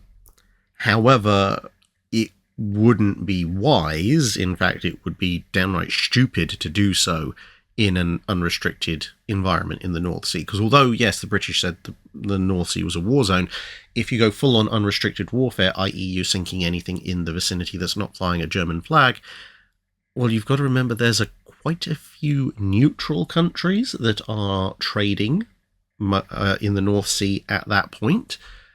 And if you go full unrestricted warfare, then not only does that mean that they're not going to trade with you anymore, but they might very well actively join the other side, which is not going to do particularly well for your war industry or war aims. Plus, it's going to be a massive propaganda loss, which that's not going to work out very well for Germany either. Plus, whilst obviously U-boat warfare is U-boat warfare at the early part of World War I, there's not really any counter to that other than hoping the U-boat pops to the surface where you can engage it with guns. The Germans sending out their light forces, presumably, if they're not completely insane, in squadron strength, maybe supported by the odd battle cruiser or two, to try and pick off various merchant ships, is pretty much the Royal Navy's dream come true, because obviously the Royal Navy has significantly larger numbers of those kinds of ships, and relatively quickly into the First World War they have the ability to read most of the German codes, and even if they don't, they've got the ability to just listen to all the transmissions from the various merchant ships in the North Sea, and because Britain essentially makes up the entire western flank of the North Sea, with ships based in Dover and Harwich, like the Harwich Patrol, they've also got the capability of cutting off German expeditions. So if a German expedition goes, there's an important convoy of Swedish iron ore that's heading for Britain, that's obviously going to be the northern part of the North Sea, having either sailed most likely from Norwegian ports, or for some bizarre reason, potentially maybe sailing from Sweden, having gone all the way around through the straits between Denmark, Sweden and Norway. So they have to physically go to those ships to sink them, and if the British get wind, whether by regular intel or radio intel, that's where some German ships are going, they can of course deploy major units from the Grand Fleet and the Battle Cruiser Fleet, but they can also deploy the Harwich Force, possibly even the Battle Squadron that's in the Thames, and those latter forces can act as a barrier south of the German deployment, so that even if they see the British deployment from up north coming and run away, they'll run into another British deployment behind them, and then they're pincered and destroyed in detail, which is pretty much almost an inverse of what the Germans were trying to do to the British. The British are just much better set up to pull it off if the Germans try it. So if Germans had gone for it, they would have ended up with a lot more people angry at them and at war with them, and a lot fewer ships, which might actually completely obviate the Battle of Jutland, because if the Germans have lost significant numbers of destroyers, cruisers, possibly even a few capital ships, they're not going to have enough of a fleet to even think about going after the Royal Navy, unless, of course, they get really desperate and try and pick off what they think is going to be an isolated unit of the Royal Navy. Because ultimately, if you put ships out in the North Sea just because you don't want a fleet action, that doesn't prevent the other guy from showing up with a fleet. Now, as far as the prolongation of the blockade of Germany into 1919, does that contribute to the sense of injustice that later helps the Nazis get into power? I mean, possibly. The rise of the Nazi Party is not something I've studied in extreme detail, but from a purely objective standpoint, if they did use that, and I can reasonably see that they might, it would not be a particularly honest approach. It would be a very disingenuous approach, although, given that we're talking about the Nazis, that's not necessarily a huge surprise, because whilst on the surface reading, people might go, oh yes, November 11th, armistice, surely everything should have come to an end. People forget that actually an armistice is a temporary cease in the fighting. This is not just a legal reading, this is actually what both sides perceived at the time.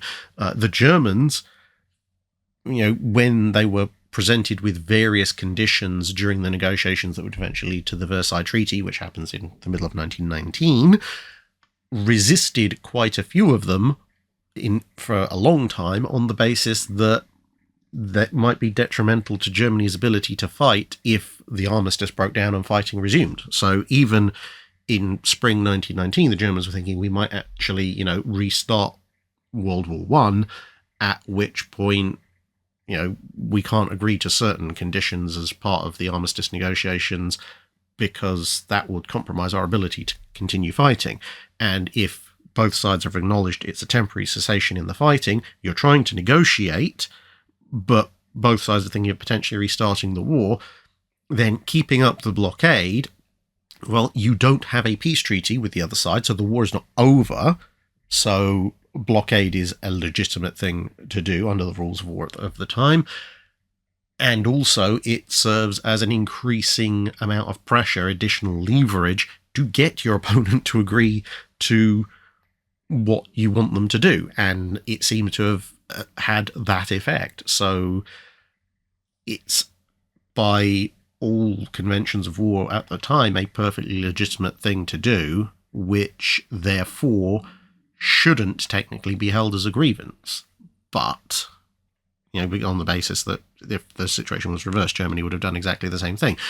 But of course, the facts on the ground were that German citizens were having to have rationed food with, suboptimal calorie counts and facing starvation, whilst, the fighting had objectively ceased on the Western Front.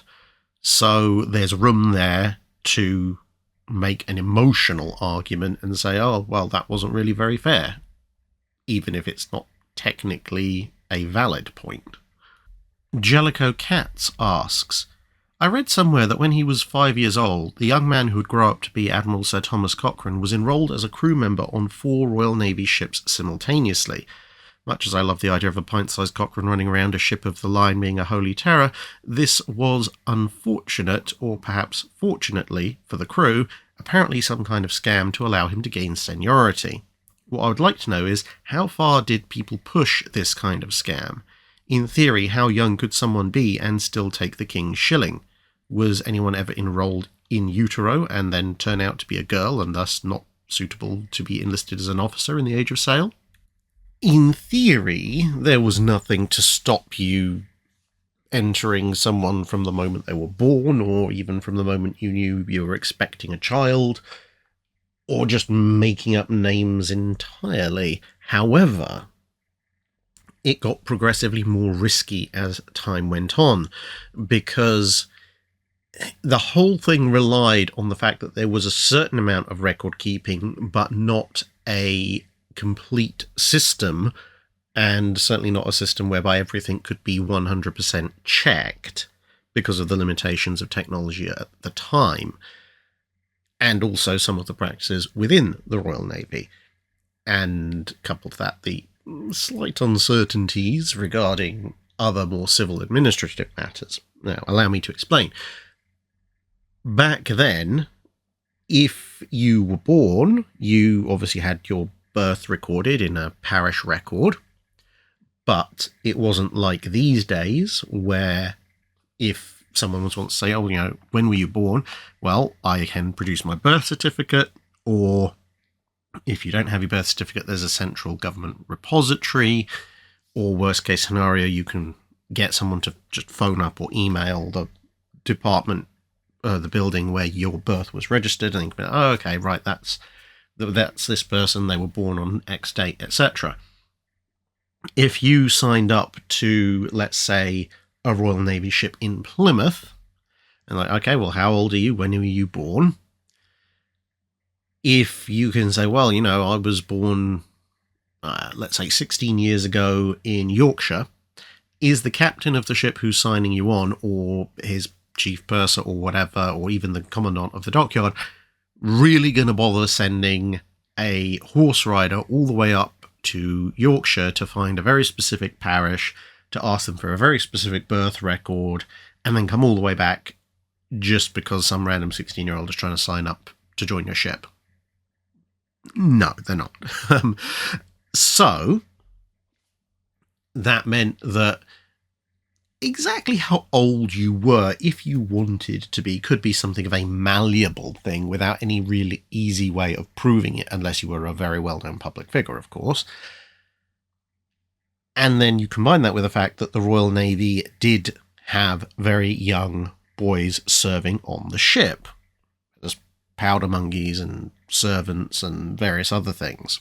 So, if you signed somebody up falsely, false muster, as was done with Cochrane, and they were of a kind of squint, and they might just about be old enough to conceivably have been on the ship as a cabin boy or a powder monkey or something, then no one's really going to question it, because by the time it comes up for review, like, let's say when you're in your late teens and you're a midshipman, or you're going to be a lieutenant a little bit later on, if they're looking back at records and they go, well, according to this, 12, 13 years ago, you were aboard this ship. Well, that ship might no longer exist.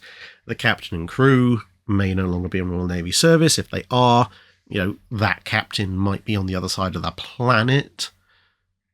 Again, is it worth all the effort to go and track down those particular individuals and go, hey, a decade and a half ago, do you remember a small boy running around your ship? Well, yes, there were plenty of them. Was it this one? Well, I don't know. They look very different now, considering he's a young man. Again, it's not really worth it. So there was just enough paperwork that you could say, hey, look, I was there. I've been serving in the Navy for X amount of time, therefore I have seniority, but not enough paperwork and not enough capability to actually verify all of this. Now, of course, there's a limit to how much you can pull this off, as I said, because if you make it too far down the line, then if someone says, well, I'm applying for my lieutenant's exam, I am, let's say, 21, for example, if they look at the records and they say, okay, well, according to our records, you served on HMS Prince 20 years ago, someone's going to smell a rat, because a 1-year-old would not be brought aboard and signed on to a Royal Navy ship. But if it's the record says, well, 15 years ago you were aboard this ship, well, you're age 6. Okay, age 6 is a little bit early, but maybe you were on board as a cabin boy. And are you actually 21, or are you, 23, and therefore you would have been 8? It's all a little bit up in the air. So that kind of thing you could pull off. Obviously, if you sign somebody up at the age of 7 or 8, then it's less risky than if you sign them up at the age of 5. But part of that also depends on how influential your relatives who are doing the signing up are. If they've called in a couple of favours, then you have to be a bit more careful. Whereas if you're landed gentry and you've got plenty of money, then you can push it a little bit more, because you've got the money to cover the risk of somebody making investigations you'd rather than they didn't. John McCarthy asks, having been in the gun houses of several US Navy museum ships, I'm struck by how cluttered and cramped they are, especially when you consider how many men were crammed into them. For example, 13 men in a typical 5-inch 38 dual gun turret on a fast battleship. Nowadays, we would consider crew ergonomics and check the design using 3D CAD models, but back then, building a mock-up was the only option, and ergonomics was decades in the future. What did designers do to make sure the crew could work effectively? There are quite a few ways that you can do this. You can, as you said, make a mock-up, and the mock-up doesn't have to be steel. If you're just looking for space and layout, you can do the whole thing relatively quickly out of wood. You can also rely on prior experience. So, for example, if a turret, let's say a twin 12-inch gun turret, has been fairly well received as, allowing the maximum number of crew to operate efficiently, and you're now designing a twin 13.5 or a twin 14-inch turret, well, if you know that space, the spacing in this 12-inch turret allows people to operate properly, then when you're sketching your design for this bigger gun turret, obviously you've got to make allowance for the larger guns and the larger shells and everything, but if you maintain the spacing otherwise to about the same amount of spacing, or maybe a slightly greater, then you can be relatively confident that that will probably work as well as the previous turret.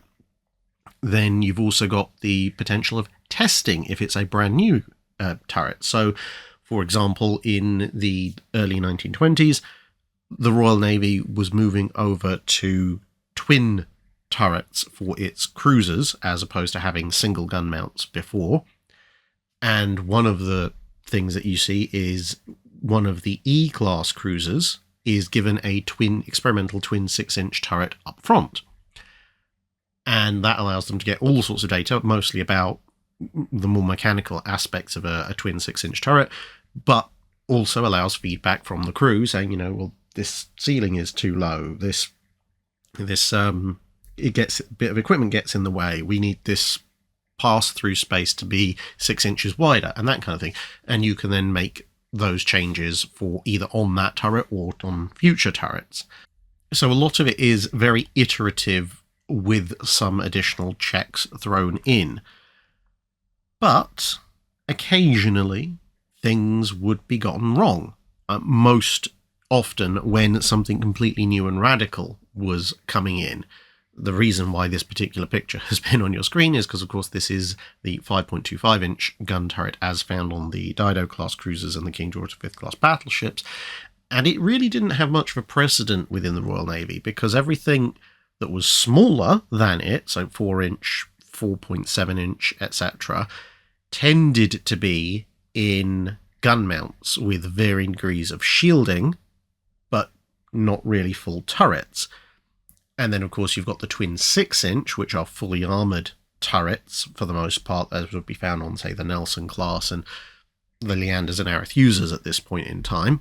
But there are certain limitations to designing the 5.25, like the relatively minimal width of deck space, which would mean that, the slightly elongated shape that you'd see on the Nelson, Arethusa, Leander turrets really can't be done. And so this very circular 5.25-inch twin, especially once you take into account the high-angle mechanisms for its dual-purpose use, is very much breaking new ground as a turret for the Royal Navy. And I use turret in terms of it's a gun mount that has a fully enclosed metal shell, before anyone starts to nitpick the difference between mounts and turrets. Anyway. And the simple fact was, being somewhat new, somewhat experimental, and somewhat constrained, they ended up getting things wrong. And one of the major problems, in fact, probably the major problem of the 5.25-inch gun wasn't the gun itself, it was the fact that this circular profile turret, if you look down at it from above, was really a bit too cramped to allow the men to operate it as effectively as they otherwise could. There are some surviving 5.25-inch guns over in Gibraltar, and they're not in the circular turret, and they operate much better. And likewise, Vanguard, when she has her 5.25s on, uses an octagonal form, which again is somewhat better. So there are ways of doing things, but occasionally people either get them wrong or they push the boundaries a little bit too far, and things don't go quite to plan. Grummancat asks, on the sterns of several World War I era ships, such as Queen Mary, I've often observed what looks like catwalks wrapped around the very stern, complete with sun shielding or some sort of roofing. What was the purpose of these platforms? It looks like the best spot on the ship to enjoy a tobacco product, but I'm sure it was more practical than that. Not hugely much, actually. These are called stern walks, and they're a bit of a holdover from the Age of Sail. So back in the Age of Sail, officers' cabins were right aft and a little bit higher off the waterline, mostly positioned there, okay, partly because it was a bit more ventilated and private than the gun decks and further down in the ship, but partly also because, of course, the ship's command centre was essentially the steering wheel, the ship's wheel and the poop deck, which were also aft. As time went on, obviously, and engines came into play and sterns became lower and lower, whilst officers' cabins did remain aft, they became progressively less and less comfortable because now you're over the propeller shafts and the propellers and you're much closer to the waterline and the bridge is getting further and further forward away from you. So eventually officers' cabins tended to move to somewhere in the forward superstructure. However, admirals' cabins and occasionally captain's day cabin, etc., remained aft on a lot of ships for a very long period of time, partly because it was just a bit of dead space. You might as well put a large cabin there because you're not going to put much else, and partly also tradition. But at the same time, ventilation aboard a lot of these ships was somewhat lacking, and so in periods of decent weather, being able to sit, stand, walk outside in relative privacy was a perk of being either the commanding officer or the admiral, and that's what the stern walks were for. Now, obviously, if the ship's underway at speed or in rough seas, this is pretty much going to be an untenable position because there's going to be an awful lot of water very nearby, if not on top of you, if you're standing on that stern walk. However, the stern walks tend to be used almost exclusively when a ship is in port and stationary, and therefore it's somewhat easier to use without getting completely soaked. As time goes on, they tend to be removed because the necessity for them and the position of the admirals tends to be further and further away, and thus with lack of necessity and a depreciation that you don't really want to be over some really high power engines and their prop shafts going up full speed starts to mitigate against them. Plus, also, stern shapes start to perhaps also mitigate against them, because the much more rounded sterns that you'd see on a lot of ships in the latter part of the 19th and very early 20th centuries are beginning to be replaced, as you can actually see here on HMS Queen Elizabeth, with a slightly more pointed stern. Not on all ships, but on quite a few, which makes the whole sternwalk thing a little bit more awkward to manage. John McDonough asks, I may be venturing into metaphysics, but here goes. Is there any evidence that the Admiral Troubridge court-martial was influenced by the events of the Battle of Coronel? The timeline seems too convenient. The Royal Navy appeared to be hell-bent on sacking Troubridge for reasons of honour, if nothing else, and then a week after Admiral Craddock tragically demonstrates that Troubridge's defence, that they then go and acquit him fully and honourably, although they never gave him another command. Did they know about the Craddock letter specifically citing Troubridge in outlining his intentions? What do you think? It's possible that the events of the Battle of Coronel might have had some influence on Troubridge's court-martial, but I don't think Craddock's letter specifically did, because you've got to take into account that the Battle of Coronel happens at the very start of November. Troubridge's court-martial is held from the 5th to the 9th, so you've got under a week for anything to get to the court-martial at the beginning, and about a week for it to reach the court-martial right towards the end of it. Now, during that time, you've got to take into account that obviously the battle happens at the start of the month. Someone's got to report back that that battle happened and what the outcome was. You know, that's not instant. But then once everybody knows that this battle has occurred, which by the time it percolates all the way up is going to be at least a day or two, obviously Craddock had left behind this letter which cited the problem with Troubridge's upcoming court-martial, upcoming at the time, but he'd left that in the Falklands to be forwarded in the event of his death. So you've got to establish that he, not just that a defeat has occurred, but you've also got to establish that Craddock himself is dead, and then the letter would be released, read, forwarded, etc. Now, whilst it is conceivable that the contents of that letter were opened, read, implications realised, forwarded, and reached the court-martial, without going through the court-martial's records detail by detail, it would be a pretty fast turnaround for that to happen.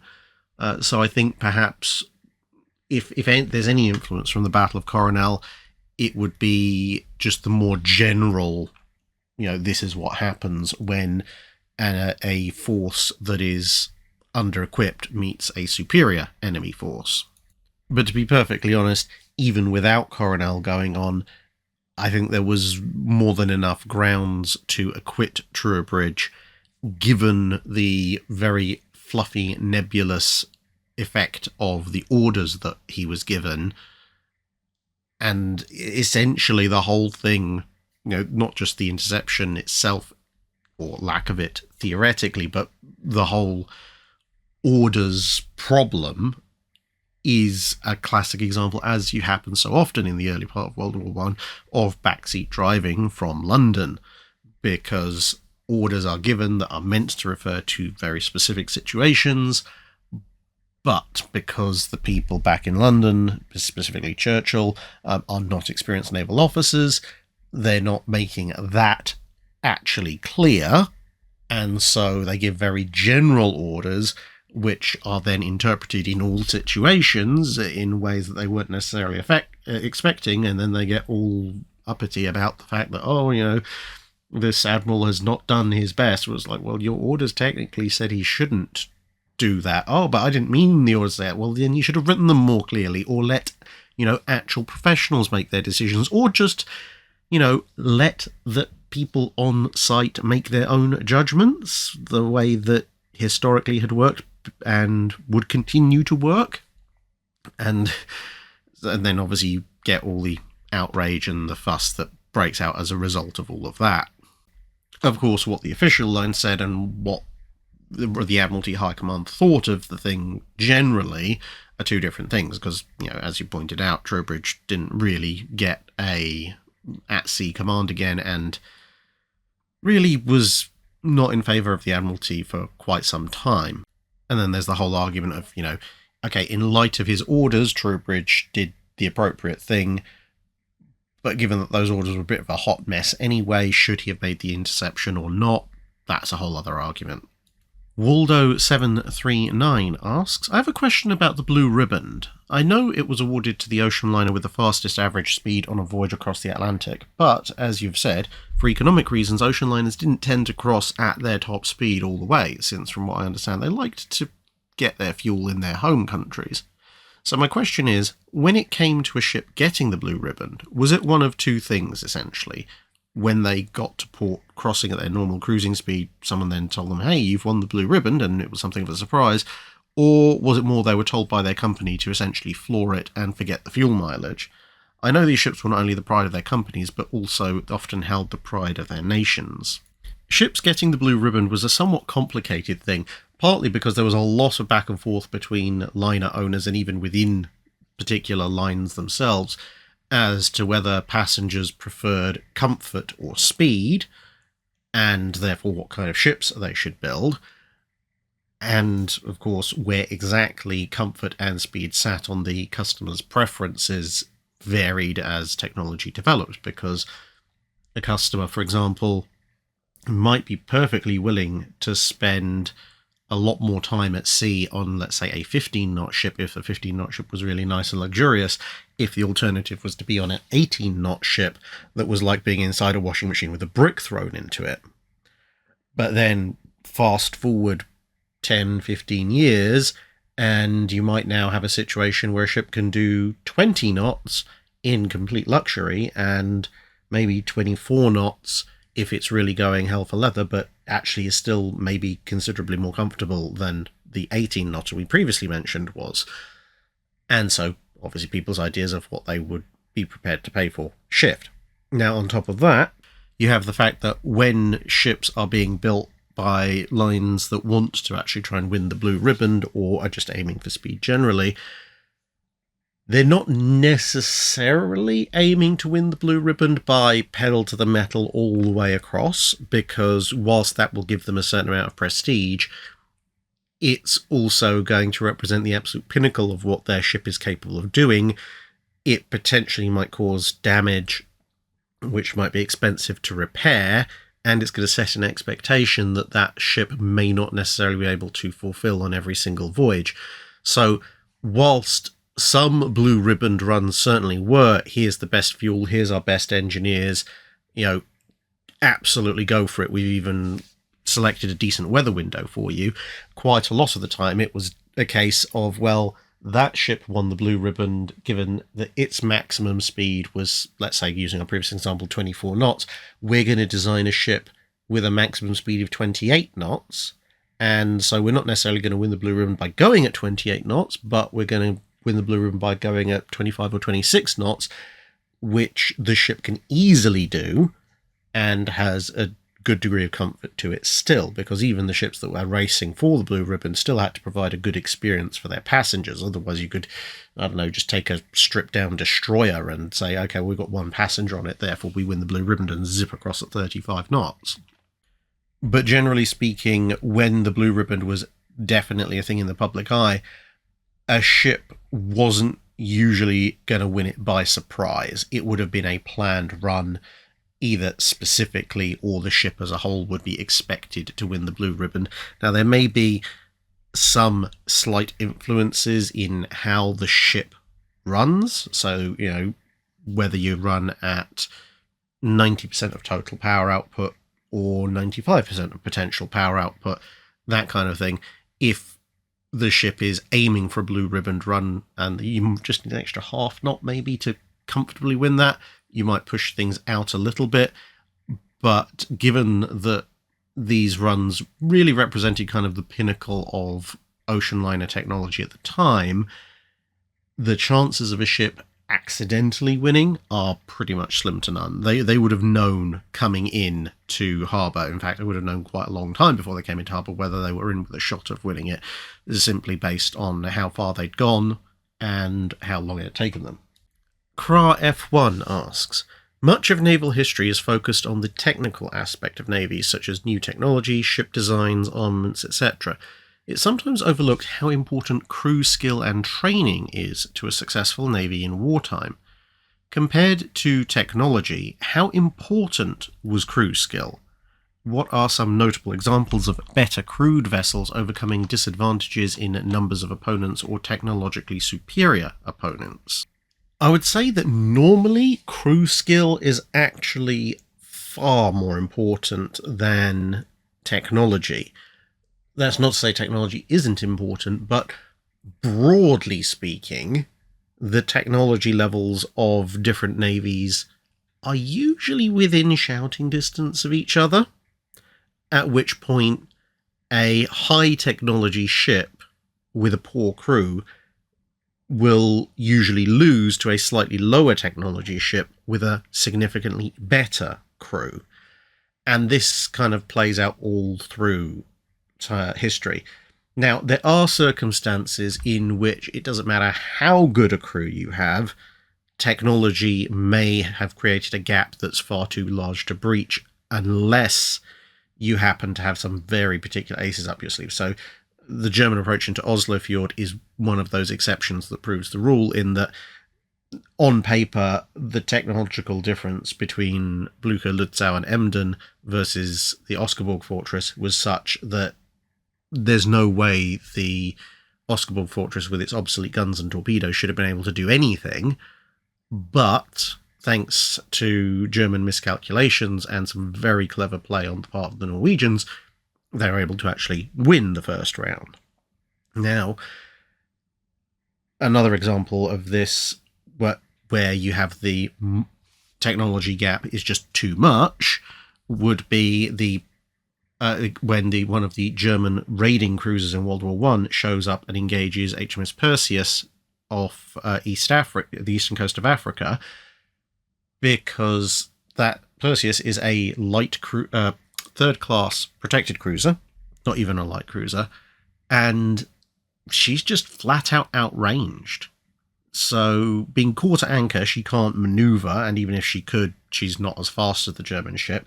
And so the German ship can literally just sit beyond her ability to reply and bombard her as much as they like. And, okay, you can make an argument that Perseus is so underarmed compared to the German ship that even if she had got close, she wouldn't have been able to do much of anything. Fair. But if she had got close, she would have at least been able to fight back. Whereas the technological gap just meant she flat out wasn't able to fight back. But those are more unusual circumstances. Once you look at the more general case, as I said, crew skill is usually the thing that makes or breaks an engagement. The reason that this picture of Trafalgar is up is that Trafalgar is actually a very good example, because, of course, Nelson's fleet was outnumbered, and to a fairly great degree, Nelson's fleet was outgunned the Franco-Spanish fleet by dint of having more ships, and also, on average, the Franco-Spanish third rates had a number of 80 gunners in them, which meant they were just more guns per ship generally, plus the French used slightly heavier guns on their lower gun decks, etc. On paper, the stats were with the Franco-Spanish fleet.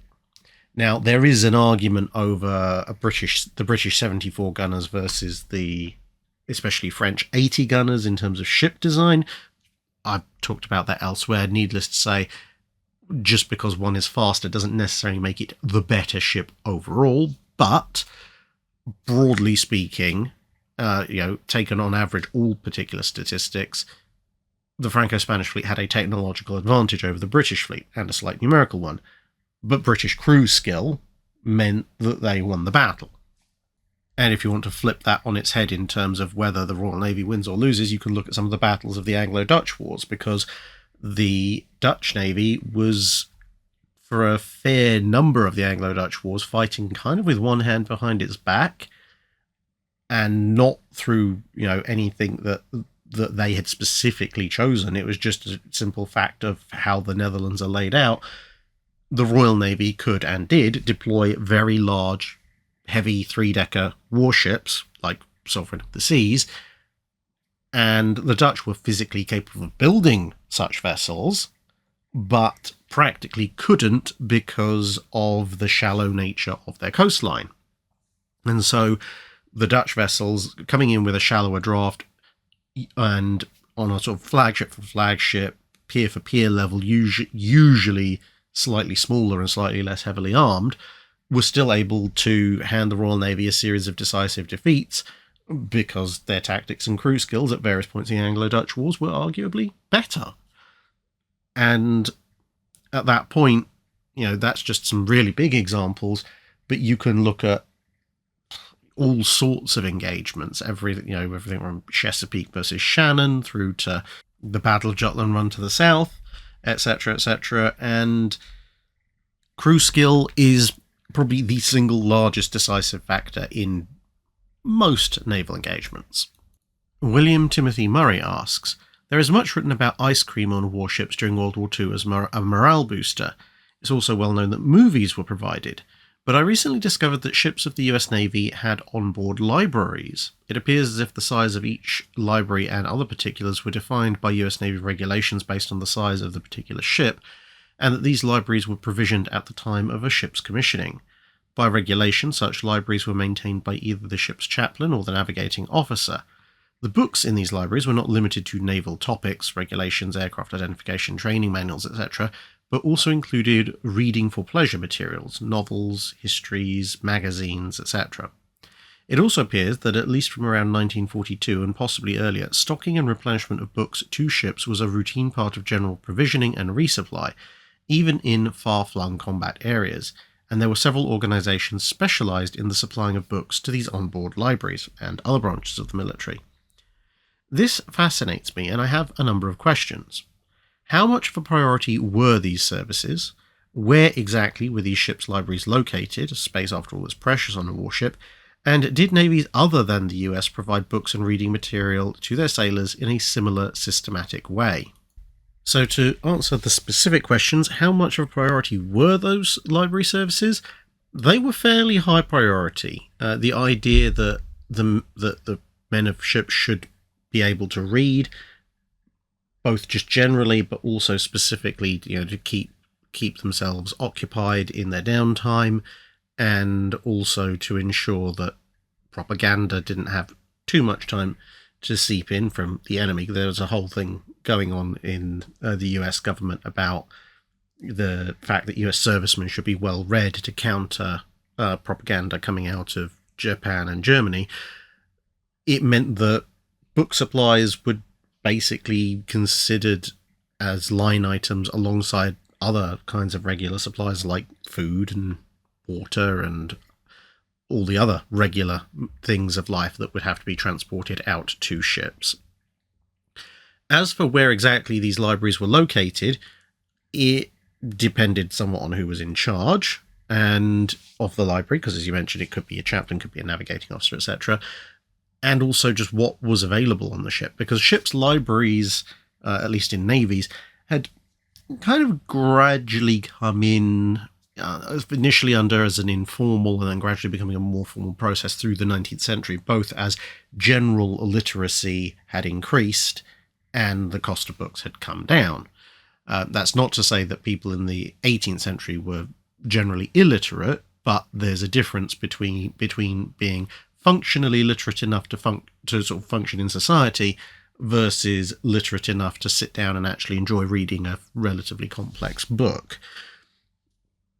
So these ships' libraries could be located pretty much wherever there happened to be space. And of course, in the specific cases where the libraries were supposed to be accessible for the general crew, a tradition of officers' libraries goes back a lot further in navies. These libraries would have to be in areas that the general crew could access, not in officer country, which could, in many cases actually lead to there being two separate libraries aboard the ship, because the officer's library, usually in the officer's wardroom or somewhere nearby, would continue to be a thing. The advantage, of course, is that, especially by World War II, yes, space is precious on a warship, but a small library doesn't actually take up all that much space, comparatively speaking. Then, finally, did other navies, other than the US, provide books and reading material to their sailors in a similar systematic way? Well, that's kind of covered by what I mentioned earlier, in that it grows semi-organically. Certainly in the Age of Sail, some captains thought it was a duty to educate their men, so they would hold reading classes, read to them, etc., etc. And then, as I said, as book prices came down and literacy went up, that gradually shifted over more towards a self-improvement style of things.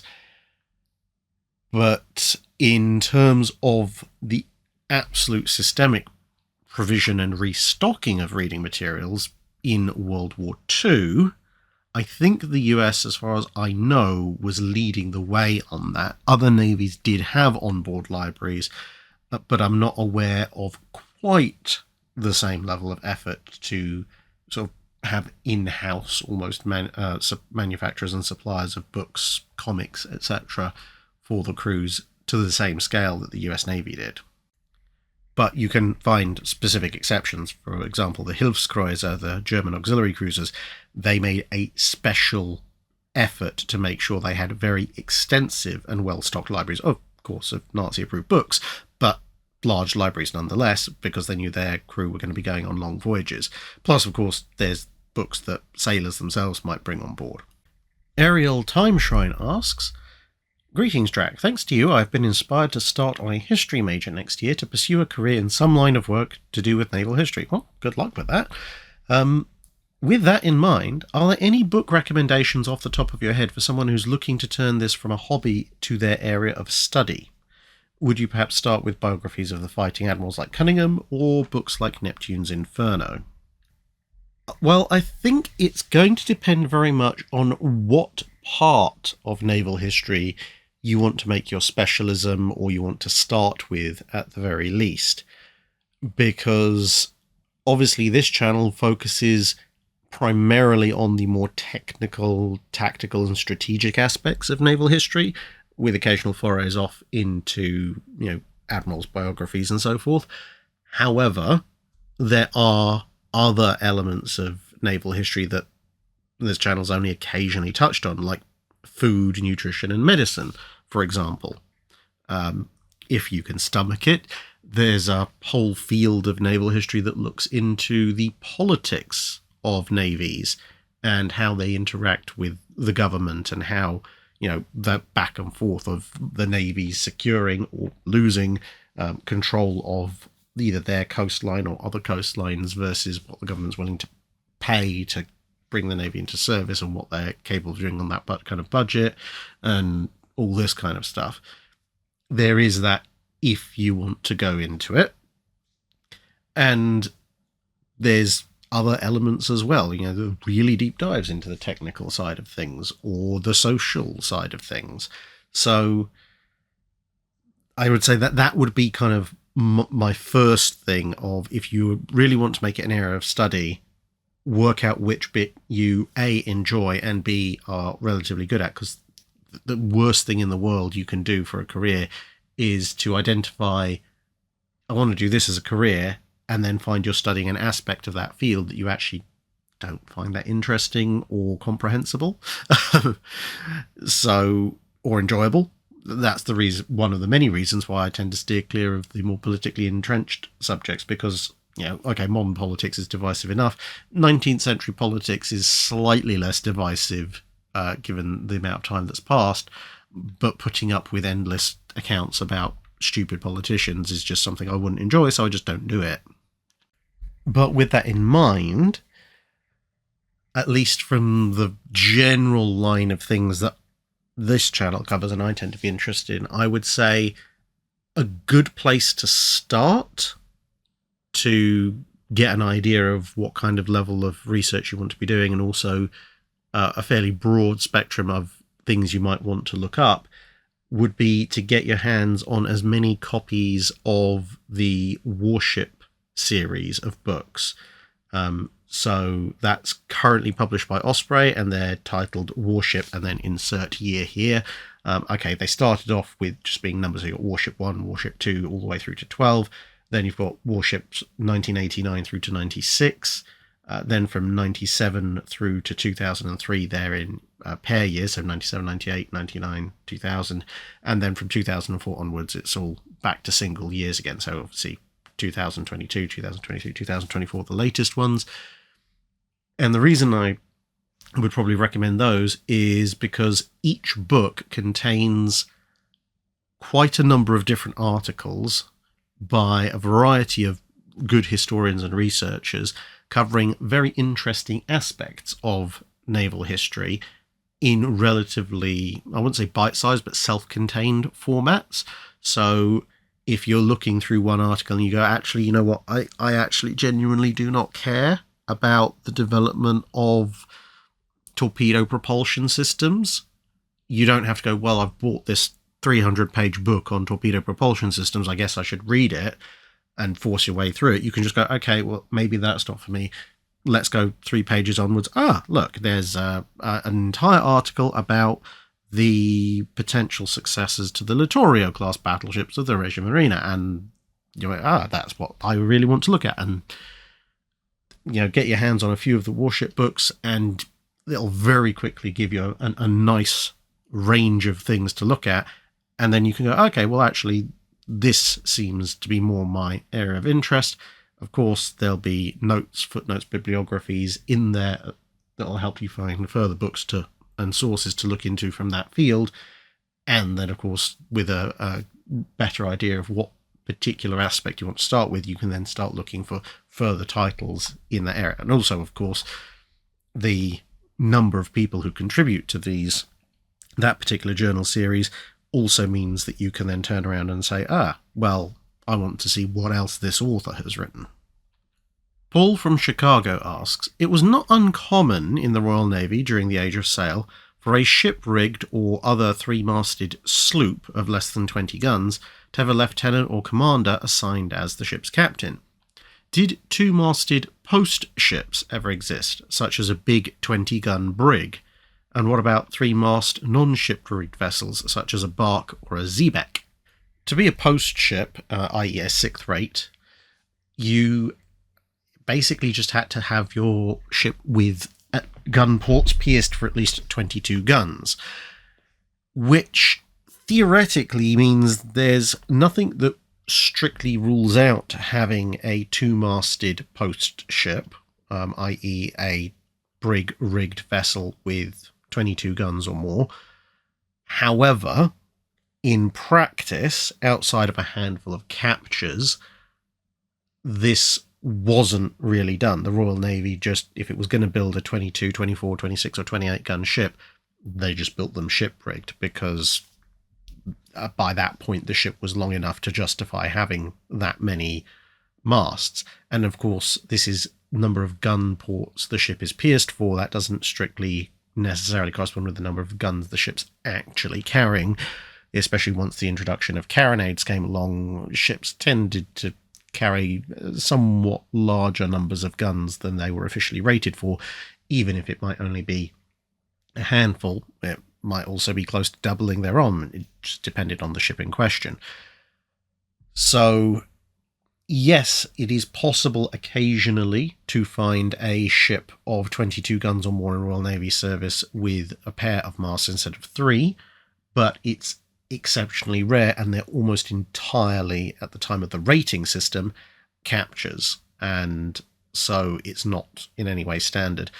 When it comes to 3-masted non-ship rig vessels, such as barks and xebecs, again, do they have the requisite number of guns? If so, then they are post ships. If not, then they aren't. And once again, we fall back on the fact that the Royal Navy just tended to order, build and commission 3-masted ships for the 6th rate category, and they didn't really tend to do much else. But, for example, when Admiral Cochrane, who was captain at the time aboard HMS Speedy, when he captured the Spanish frigate El Gamo, that was a 32-gunner, So that wasn't even a 6th-rate post ship, that was a 5th-rate frigate, and that was Xebec rigged. So you had, very temporarily, under the Royal Navy colours, a Xebec rigged frigate. And then it was sold off. So it didn't stay in Royal Navy service for too long, but as long as it did, it was there. It just, again, wasn't the standard. Alternate historian Turtleduck asks, we all know that prior to World War I, the Kaiser was jealous of the Royal Navy's might and wanted a grand fleet of his own, leading in part to the Anglo-German naval arms race.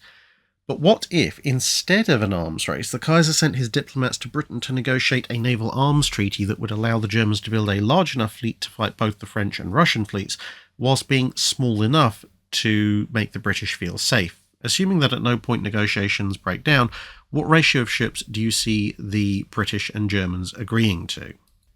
Unfortunately, what you've described is essentially an irreconcilable set of criteria, because you've got to remember, before the rise of the Kaiserliche Marine, the British standard, the two-power standard that they had, was literally what you just described, to have a navy big enough to fight both the French and the Russian fleets, which were the biggest threats at the time. So what the Kaiser's diplomats in this case would be doing was essentially asking for a fleet about the same size as the Royal Navy, which they are never, ever, ever going to agree to.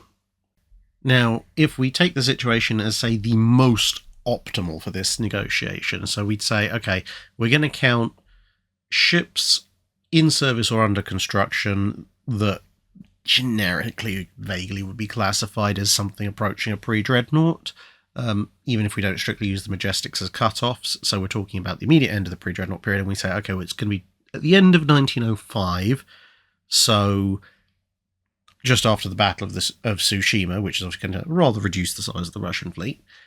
At that point, the Marine Nationale, if you start with Brennus and move forward, including everything up to the Libertés, which are under construction in 1905, the French have 17 battleships, and the Russians have 10 if you include the two pre-dreadnoughts they've laid down in 1905. There are a few other Russian pre-dreadnoughts around, but they're currently flying the flag of the Rising Sun, so we can ignore them. So you're looking at a fleet of 27 battleships. Admittedly, some of them are quite old and of questionable vintage, but nonetheless, the Kaiserliche Marine would therefore be asking for a fleet of 27 to 30 battleships. And the British have 39 battleships, if you don't count the Centurions, the Renown, and the Swiftsures, because they're second-class ships, and if you exclude the Royal Sovereign, so we're going from the Majestics onwards. At which point, if you consider that against the Russian and French fleets, the British thought around about 40 ships was a good enough force to fight them, and bearing in mind the combined Russian and French forces would have been around about 40 ships or so before the Battle of Tsushima. If the Germans are now saying, well, we essentially want the same thing, which is currently now about 30, but maybe going up as the Russians rebuild their fleet, the Royal Navy can't possibly agree to that unless, given its two-power standard, it would have to then say, okay, well, if you're going to have, let's say, 30 ships and the French have 17, if we assume that they're not going to increase their fleet size at all, and the Russians aren't going to increase their fleet size either, which is a bit of a long shot, but let's assume that's the case. So we're talking about a combined fleet of 47. So we would then, as the British, need to build another 10 to 12 ships on top of that, so that they've now got their two-power standard against both Germany and France, or Germany and Russia, if Russia builds back up, or whatever, and potentially more. And it, unfortunately, as a ratio, it's going to be very, very difficult to manage, because the German fleet size is going to be dependent on the French and Russian fleet sizes, which means that the British fleet size is going to depend indirectly on those, but also directly on the Germans. And so a ratio I don't think could be established, because if you say, even if you went with a kind of unofficial 60% stronger than the German fleet standard that was kind of sort of adopted towards the end of the 1900s and the beginning of the 1910s, you're still looking at a circumstance where that German fleet size might fluctuate quite radically. And if you try to keep with the two-power standard, you can't just agree a ratio with one of the two powers that you're trying to be larger than. But, yeah, frankly speaking, they're never going to be able to negotiate that kind of treaty.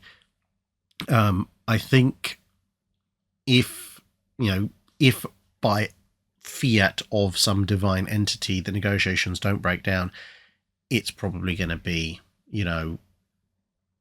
60 German fleet plus 60%, which is kind of what the British were aiming for during the Dreadnought period. Or alternatively, they might beat the Germans down and say, okay, well, you can fight either the French or the Russians, i.e. we'll allow you to have a bigger fleet than one or the other, at which point, so let's say having 20 ships, or 5 divisions of 4, would give them a 3-ship advantage over the French, and would mean that Britain's two-power standard, with its high 30s, low 40s numbers of ships, isn't actually all that compromised, because the combined German and French fleets would be 37 vessels. And let's face it, the Russians have got a long way to catch up.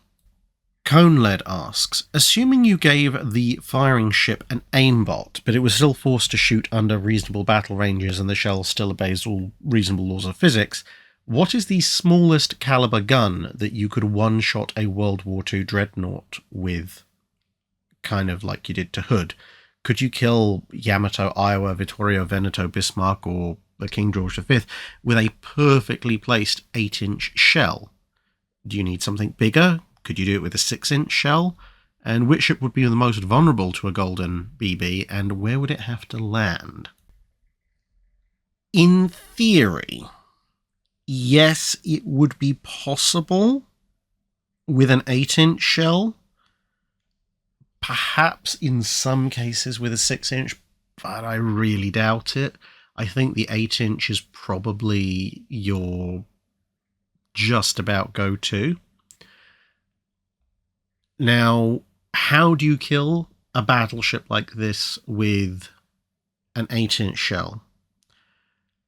Well, a lot of it requires not so much luck, more very poor competence on the side of your opponent, but it is plausible in the grand scheme of things to pull off.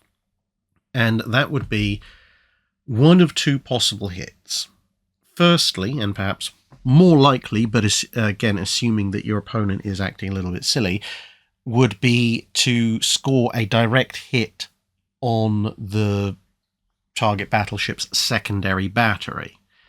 Now, the reason I say that is because, of course, the secondary batteries have shell hoists, and they have reasonable-sized magazines. And if those magazines go off, well, it's not necessarily going to blow the ship apart a la Hood, because there's just not as much explosive in there, but it might sympathetically detonate the main magazines, or at the very least blow a sufficiently large hole in the side of the battleship that it will founder from uncontrollable flooding and fires. But you would have to obviously score a direct hit on the ship's secondary batteries, in which case, the secondaries that don't have a lot of armor, if any, would be the more vulnerable, and the ones that have more armor would be more vulnerable. Less vulnerable, sorry.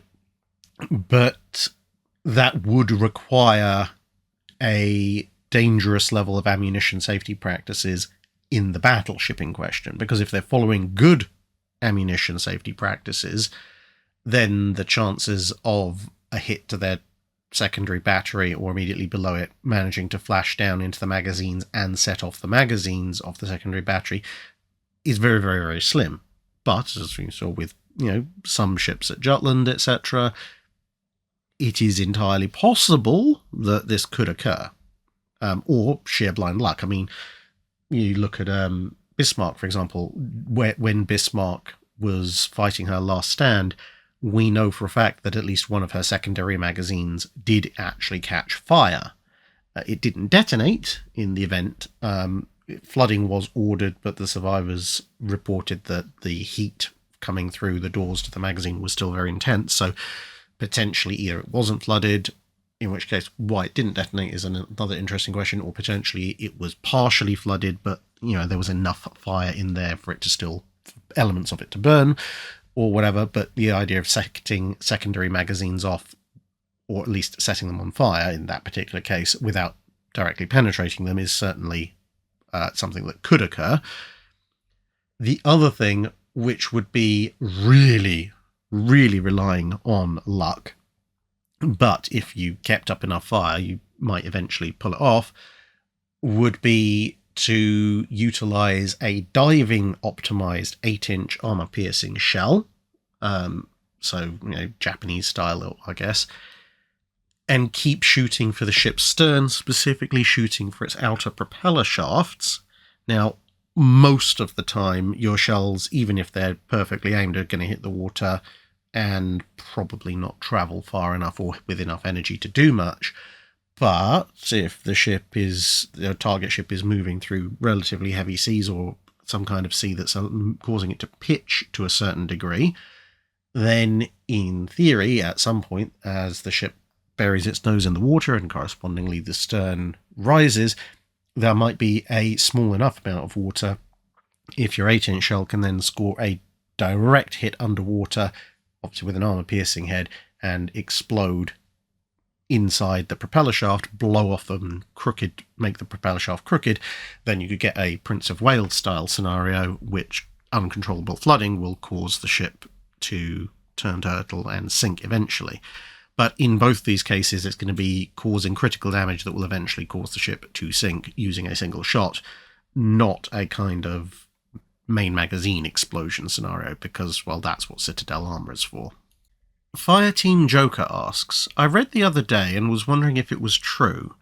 There was a comparison between HMS King George V and USS Washington conducted in 1942, which found the British ship burned 39% more fuel at cruising speed and 20% more fuel at high speed, giving her half the action radius. The study concluded that British ships therefore required replenishment more frequently than American ships. That doesn't seem right to me, looking at the actual fuel consumption figures of the ships in question.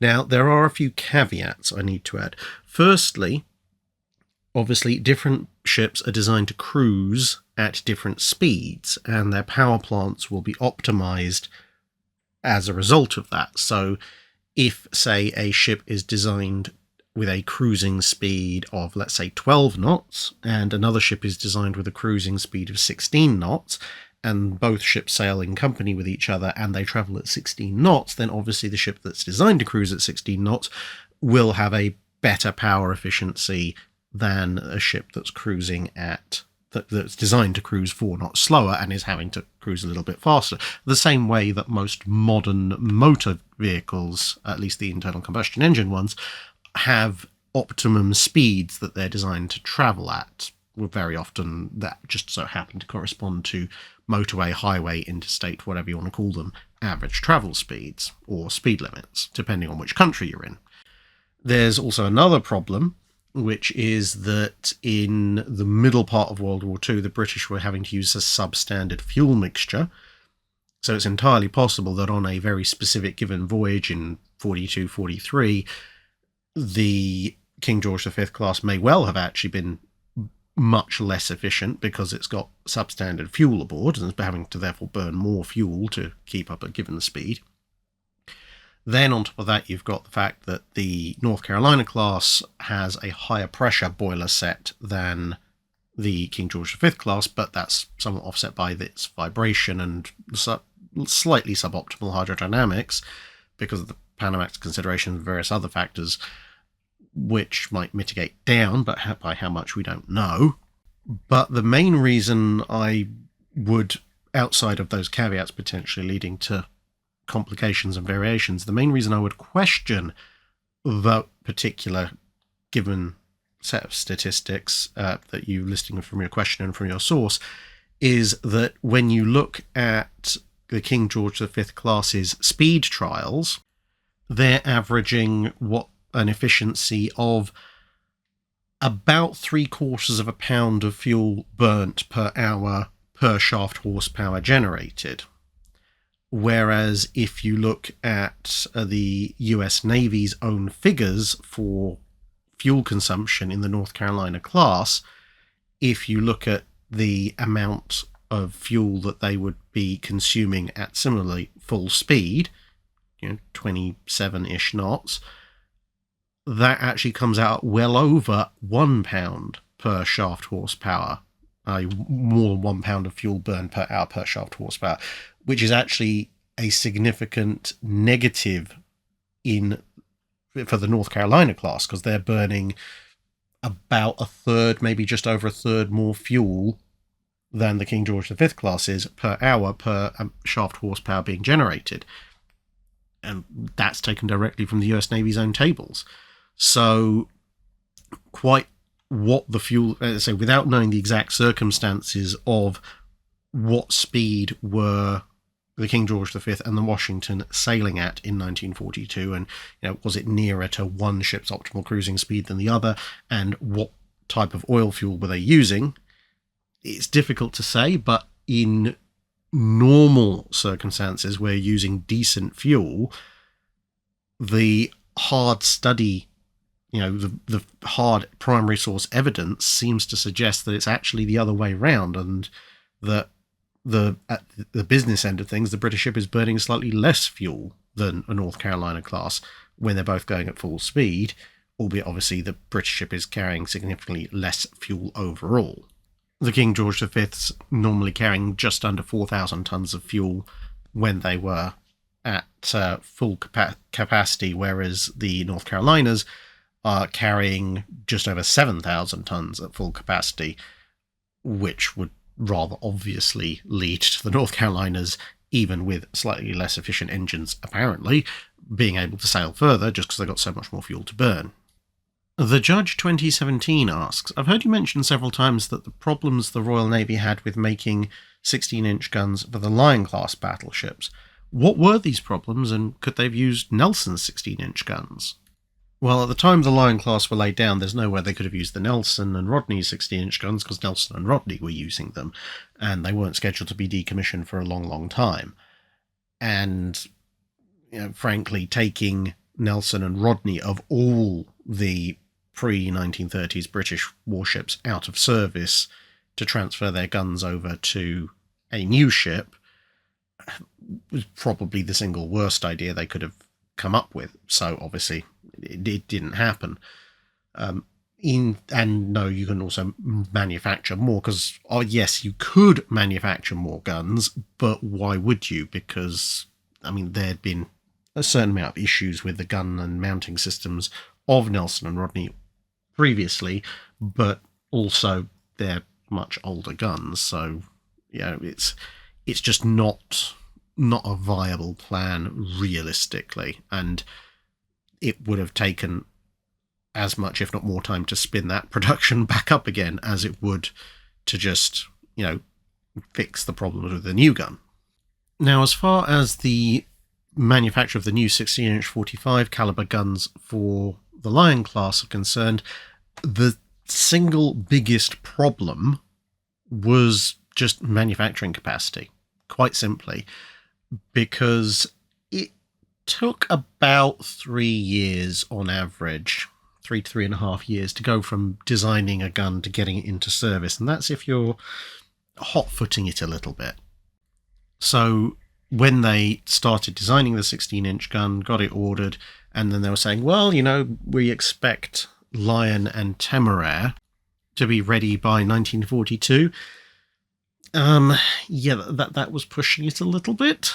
And then you had to take into account that this is obviously a, relatively speaking for the British armaments industry, a new gun.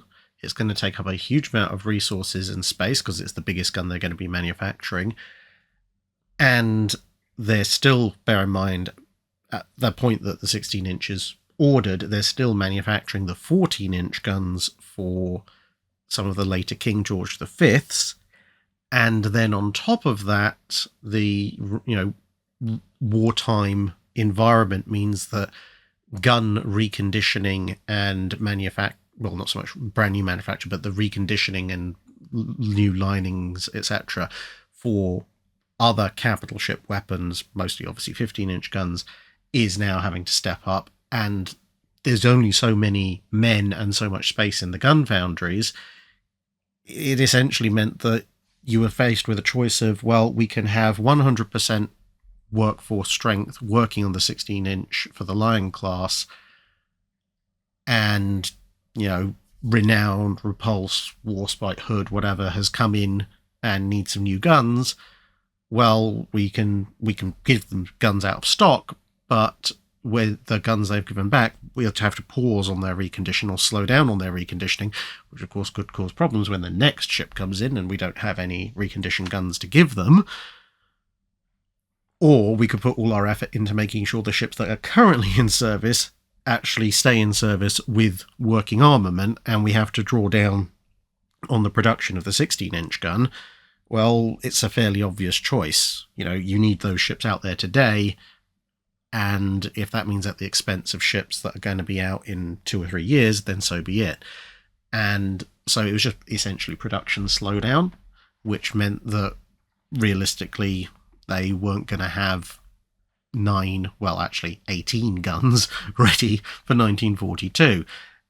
And that's why when the work on the Lion class was suspended, they actually said, look, keep working on the turrets, the gun mountings and the guns, because we understand the bottleneck, and although we've delayed the ships, if you keep working on the guns at whatever pace you can, then hopefully by the time we restart the ships, the guns will be ready. Kevin Webber asks, we all know about the funnies developed by the British to support the Normandy landings. Did the British, or anyone else, try to develop funnies for ship-to-ship encounters, successful or not? Or more generically, were there any particularly odd naval weapons or protection systems contemplated during World War II that were taken with at least some seriousness? I'm not aware of any World War II major ship designs like destroyer or upwards that could be considered roughly equivalent to Hobart's funnies. I mean, there was that rather odd, if somewhat seriously tested idea for a vertically mounted flamethrower for anti-aircraft defense. It got as far as testing, so they took it somewhat seriously. Turned out to not actually be particularly effective, but there you go. And as I mentioned in the latest Pacific submarine campaign video, some genius in the US thought about a rocket-launched wire cable to launch straight up vertically off a submarine to cut an incoming aircraft in half, after, of course, it had dropped depth charges or bombs on the submarine in question. But there you go. Most of the weird and wonderful stuff tended to be at a slightly smaller level than, destroyers and above, things that would fight straight up ship-to-ship encounters. However, there are a number of ships you could define by this kind of overall title through history, some of which were successful, some of which weren't, some of which you had examples of which were very successful, and other direct counterparts which weren't, just depending on the scenario. So this picture is of HMS Glatton, but you had a few other ships, Glatton, Rainbow, etc., back in the late 1700s in the Royal Navy, and these were ships, Glatton being a very small ship of the line and Rainbow being a frigate, which were fitted out entirely with carronades to see if since the Royal Navy liked getting into close range combat anyway, then perhaps the short range of the carronade wouldn't matter so much. They took Rainbow out. She came across a French frigate. The French frigate was shot at by one of Rainbow's bow chasers. They looked at the ball, went, there's a 32-pounder from a bow chaser. This thing is definitely a disguised ship of the line, because of course frigates don't have 32-pounders in the bow. Of course, it was actually a 32-pound carronade, and that meant that Hebe was rather quickly overhauled and surrendered before they could realise that actually Rainbow was a carronade-armed frigate.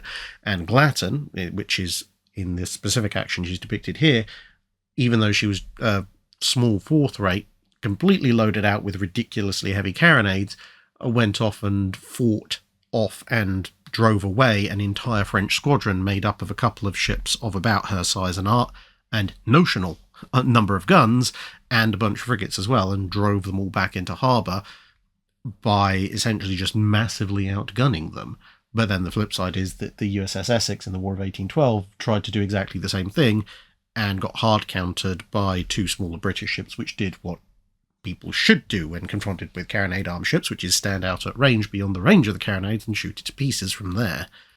Duke Master asks, Garsky and Doolin in Axis and Neutral Battleships of World War II shows the P-class, or Cruiser P, with an armour scheme but doesn't show the funnel arrangement. A number of online images from various artists have shown it having two funnels, in common with many other Plan Z ships. Meanwhile, World of Warships gives us the Shill, but that only has one funnel. What are your thoughts? I would go with the two funnel option personally. Essentially, I mean, it's not exact, but essentially the P class are kind of an evolved Deutschland in a lot of ways. But the main distinction when it comes to propulsion is that whereas the Deutschlands can't run away from cruisers, the Shills either, well, or the P-class, Shill in World of Warships, the P-class, it was supposed to be able to either run away or at least keep pace with or keep pace away from cruisers. It was supposed to have a 33-knot top speed. But to do that, they had to triple the power plant. And obviously, if you triple the power plant, that means a lot more exhaust emissions. And whilst the Deutschlands, yes, have a single funnel, if you've got 3 times the exhaust, you're either going to need one absolutely monstrous funnel and a lot of trunking, or you're going to need 2 funnels. And, you know, as you mentioned, most of the other Plan Z ships that are aiming for this kind of speed are 2 funnel vessels. Now, granted, Bismarck has more power and runs on a single funnel, but as I said, if you look at Bismarck, she has a very, very large funnel, and with the best will in the world, Shill does not have a funnel the size of Bismarck's funnel on her. So whilst I could see an argument perhaps for saying that the P-class could have been built with one very large single funnel, it could be made to work that way, the proportions of the funnel on the Shill are just not big enough. So I think Shill should either have 2 funnels of approximately this size, or they should enlarge that one funnel to account for the substantially large amount of exhaust gas it's going to have to be dealing with. Blackburn, and you know, this is going to be Blackburn's burning Blackburn thing, but unfortunately, again, until I can get this lung issue sorted, I can't pronounce the whole thing at once, so apologies, but normal service hopefully will resume next time. Anyway, they ask, what was the cost to build, maintain, and equip an individual ship from the following classes: Queen Elizabeth, Renown, and Admiral class? Well, the total build cost, which would also include equipment costs, for a Queen Elizabeth class, you're looking at around about £2.5 million, albeit bear in mind that's 1912 through 1914 pounds. There's not massive amounts of inflation as you go through the 1910s, but there is some. Then for a Renown class battle cruiser, you're looking at just over 3 million. So although it's got 2 less guns, the sheer size and power plant required for a Renown class actually mean it's 600 grand more expensive roughly than a Queen Elizabeth class. And then the Admiral class Hood is almost double that, depending on which estimate you believe, somewhere around 6 million to build Hood. Unfortunately, maintenance costs per year are essentially a moving target. It's going to be impossible to calculate a fixed maintenance cost per year because ships are doing very different things in any given year. So, for example, when Hood is out on the Empire cruise, motoring around the world, her running costs are going to be much, much higher than, say, a year when she's in dock part of the time for a minor refit. And the fleet estimates, the Navy estimates per year, they don't break down the maintenance and running costs for every single ship in the Navy by year. They do include for some ships that are under major repair as specific things, but how much does it cost to crew the ships? It doesn't have a individual crew cost. It'll tell you what it's cost to fund the salaries of the Royal Navy at the various tiers of command. But if you want to work out the cost of each ship's crew for the year, you'd have to work out exactly what the rates and ranks of each crewman were, and then look up their individual pay packets, etc. And even on top of that, costs vary hugely even when ships are doing the same thing. So using the 1937 fleet estimates, which I have here, whilst at the time Hood was not in dock, 3 of the Queen Elizabeths were, and so was Renown. And that actually serves as a useful check on our initial cost numbers, because it actually has the first cost of ship listed. So Queen Elizabeth was just under £2,473,103.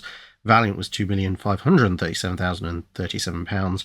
Warspite was £2,524,148. Renown was £3,117,204. But the reason all 4 of those ships are listed is because they are in the Navy estimates as ships undergoing large repairs and alterations in His Majesty's dockyards at home. So this is an atypically expensive period because, of course, the ships are being modernised. However, obviously, in other years when they're not being modified, the costs will be a lot lower, and this is why you can't really have an average maintenance cost. But in this is a 1937, so the estimated expenditure in 1937 for Queen Elizabeth is £425,000. For Valiant, it's £526,810, but for Warspite, it's only £178,186, but almost £1 million was spent in 1936, and another just over £1 million in 1935, because obviously Warspite's been in refit for longer. Queen Elizabeth has just come in. Valiant had £18,410 work of done in the year before, and similarly when you go to Renown, in 1936, £408,204 was spent on her, but in 1937 it's estimated that £893,096 is going to be spent on her. So hopefully just from that little excerpt you can see that how much it costs to maintain the ship is essentially a kind of how long is a piece of string, unless you want to add up the entire total running costs of the ship for its entire lifespan and then divide through by year to just give you a general average, which is a fair bit of work because there's a lot of expense involved there. 22NF2 asks, what is the most over-the-top, cliche and stereotypically Warhammer 40k thing that a ship's crew has done during World War II, and what was it? Well, apart from a general award to the Imperial Japanese Navy, because, well, look at the ships of the Imperial Navy in Warhammer 40,000.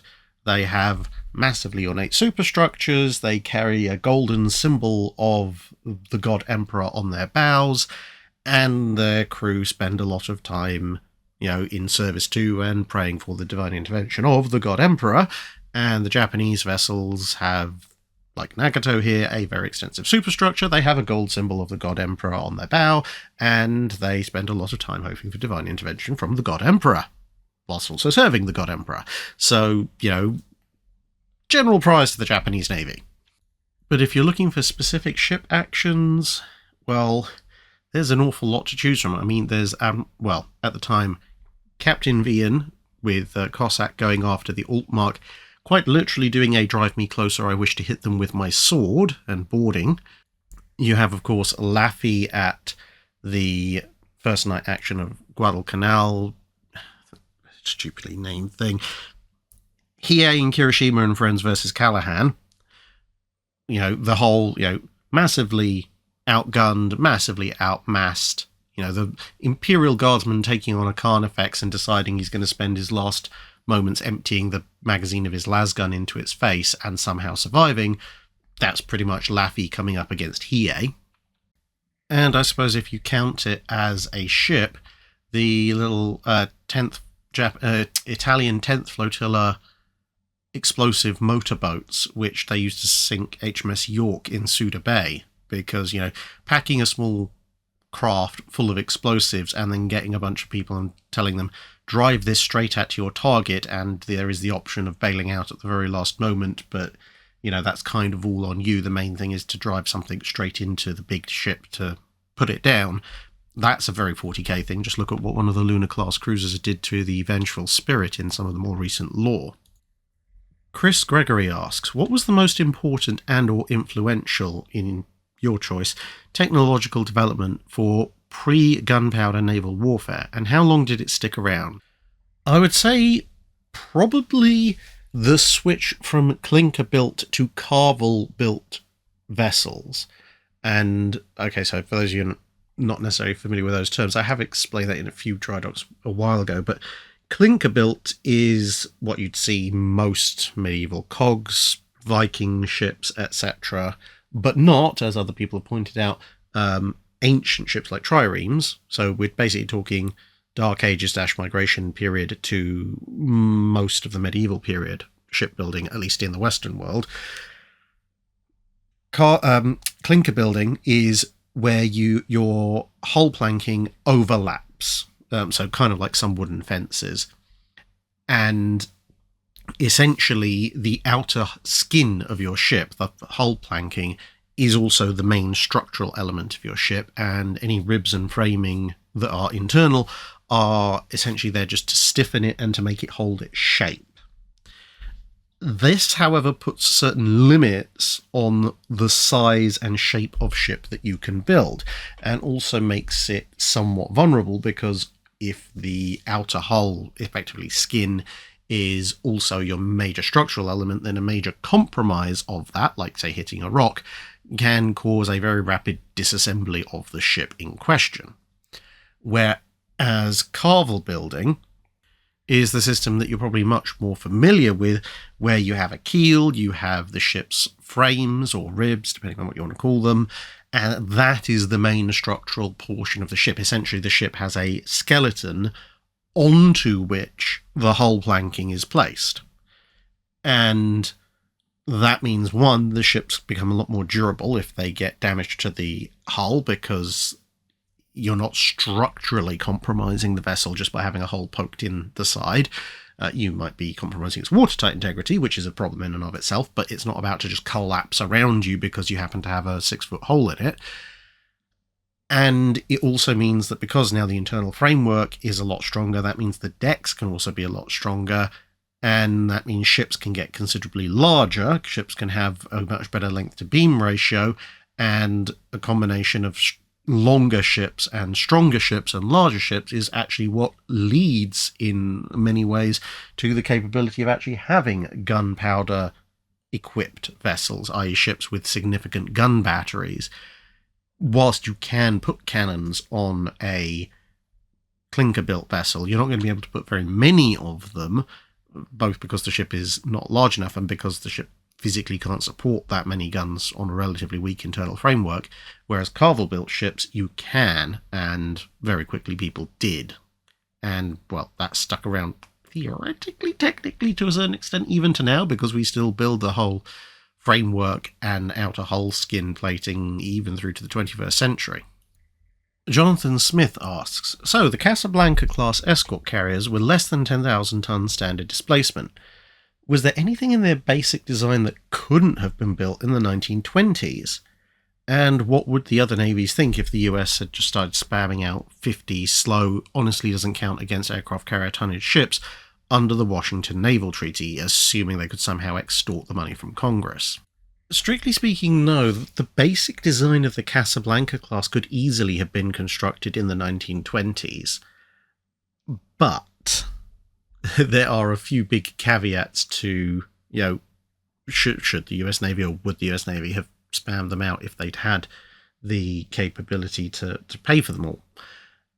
And that is, one, Japan tried exactly that kind of thing with Rougeau, and the first reaction of everybody else was to close off that particular loophole in the naval treaties.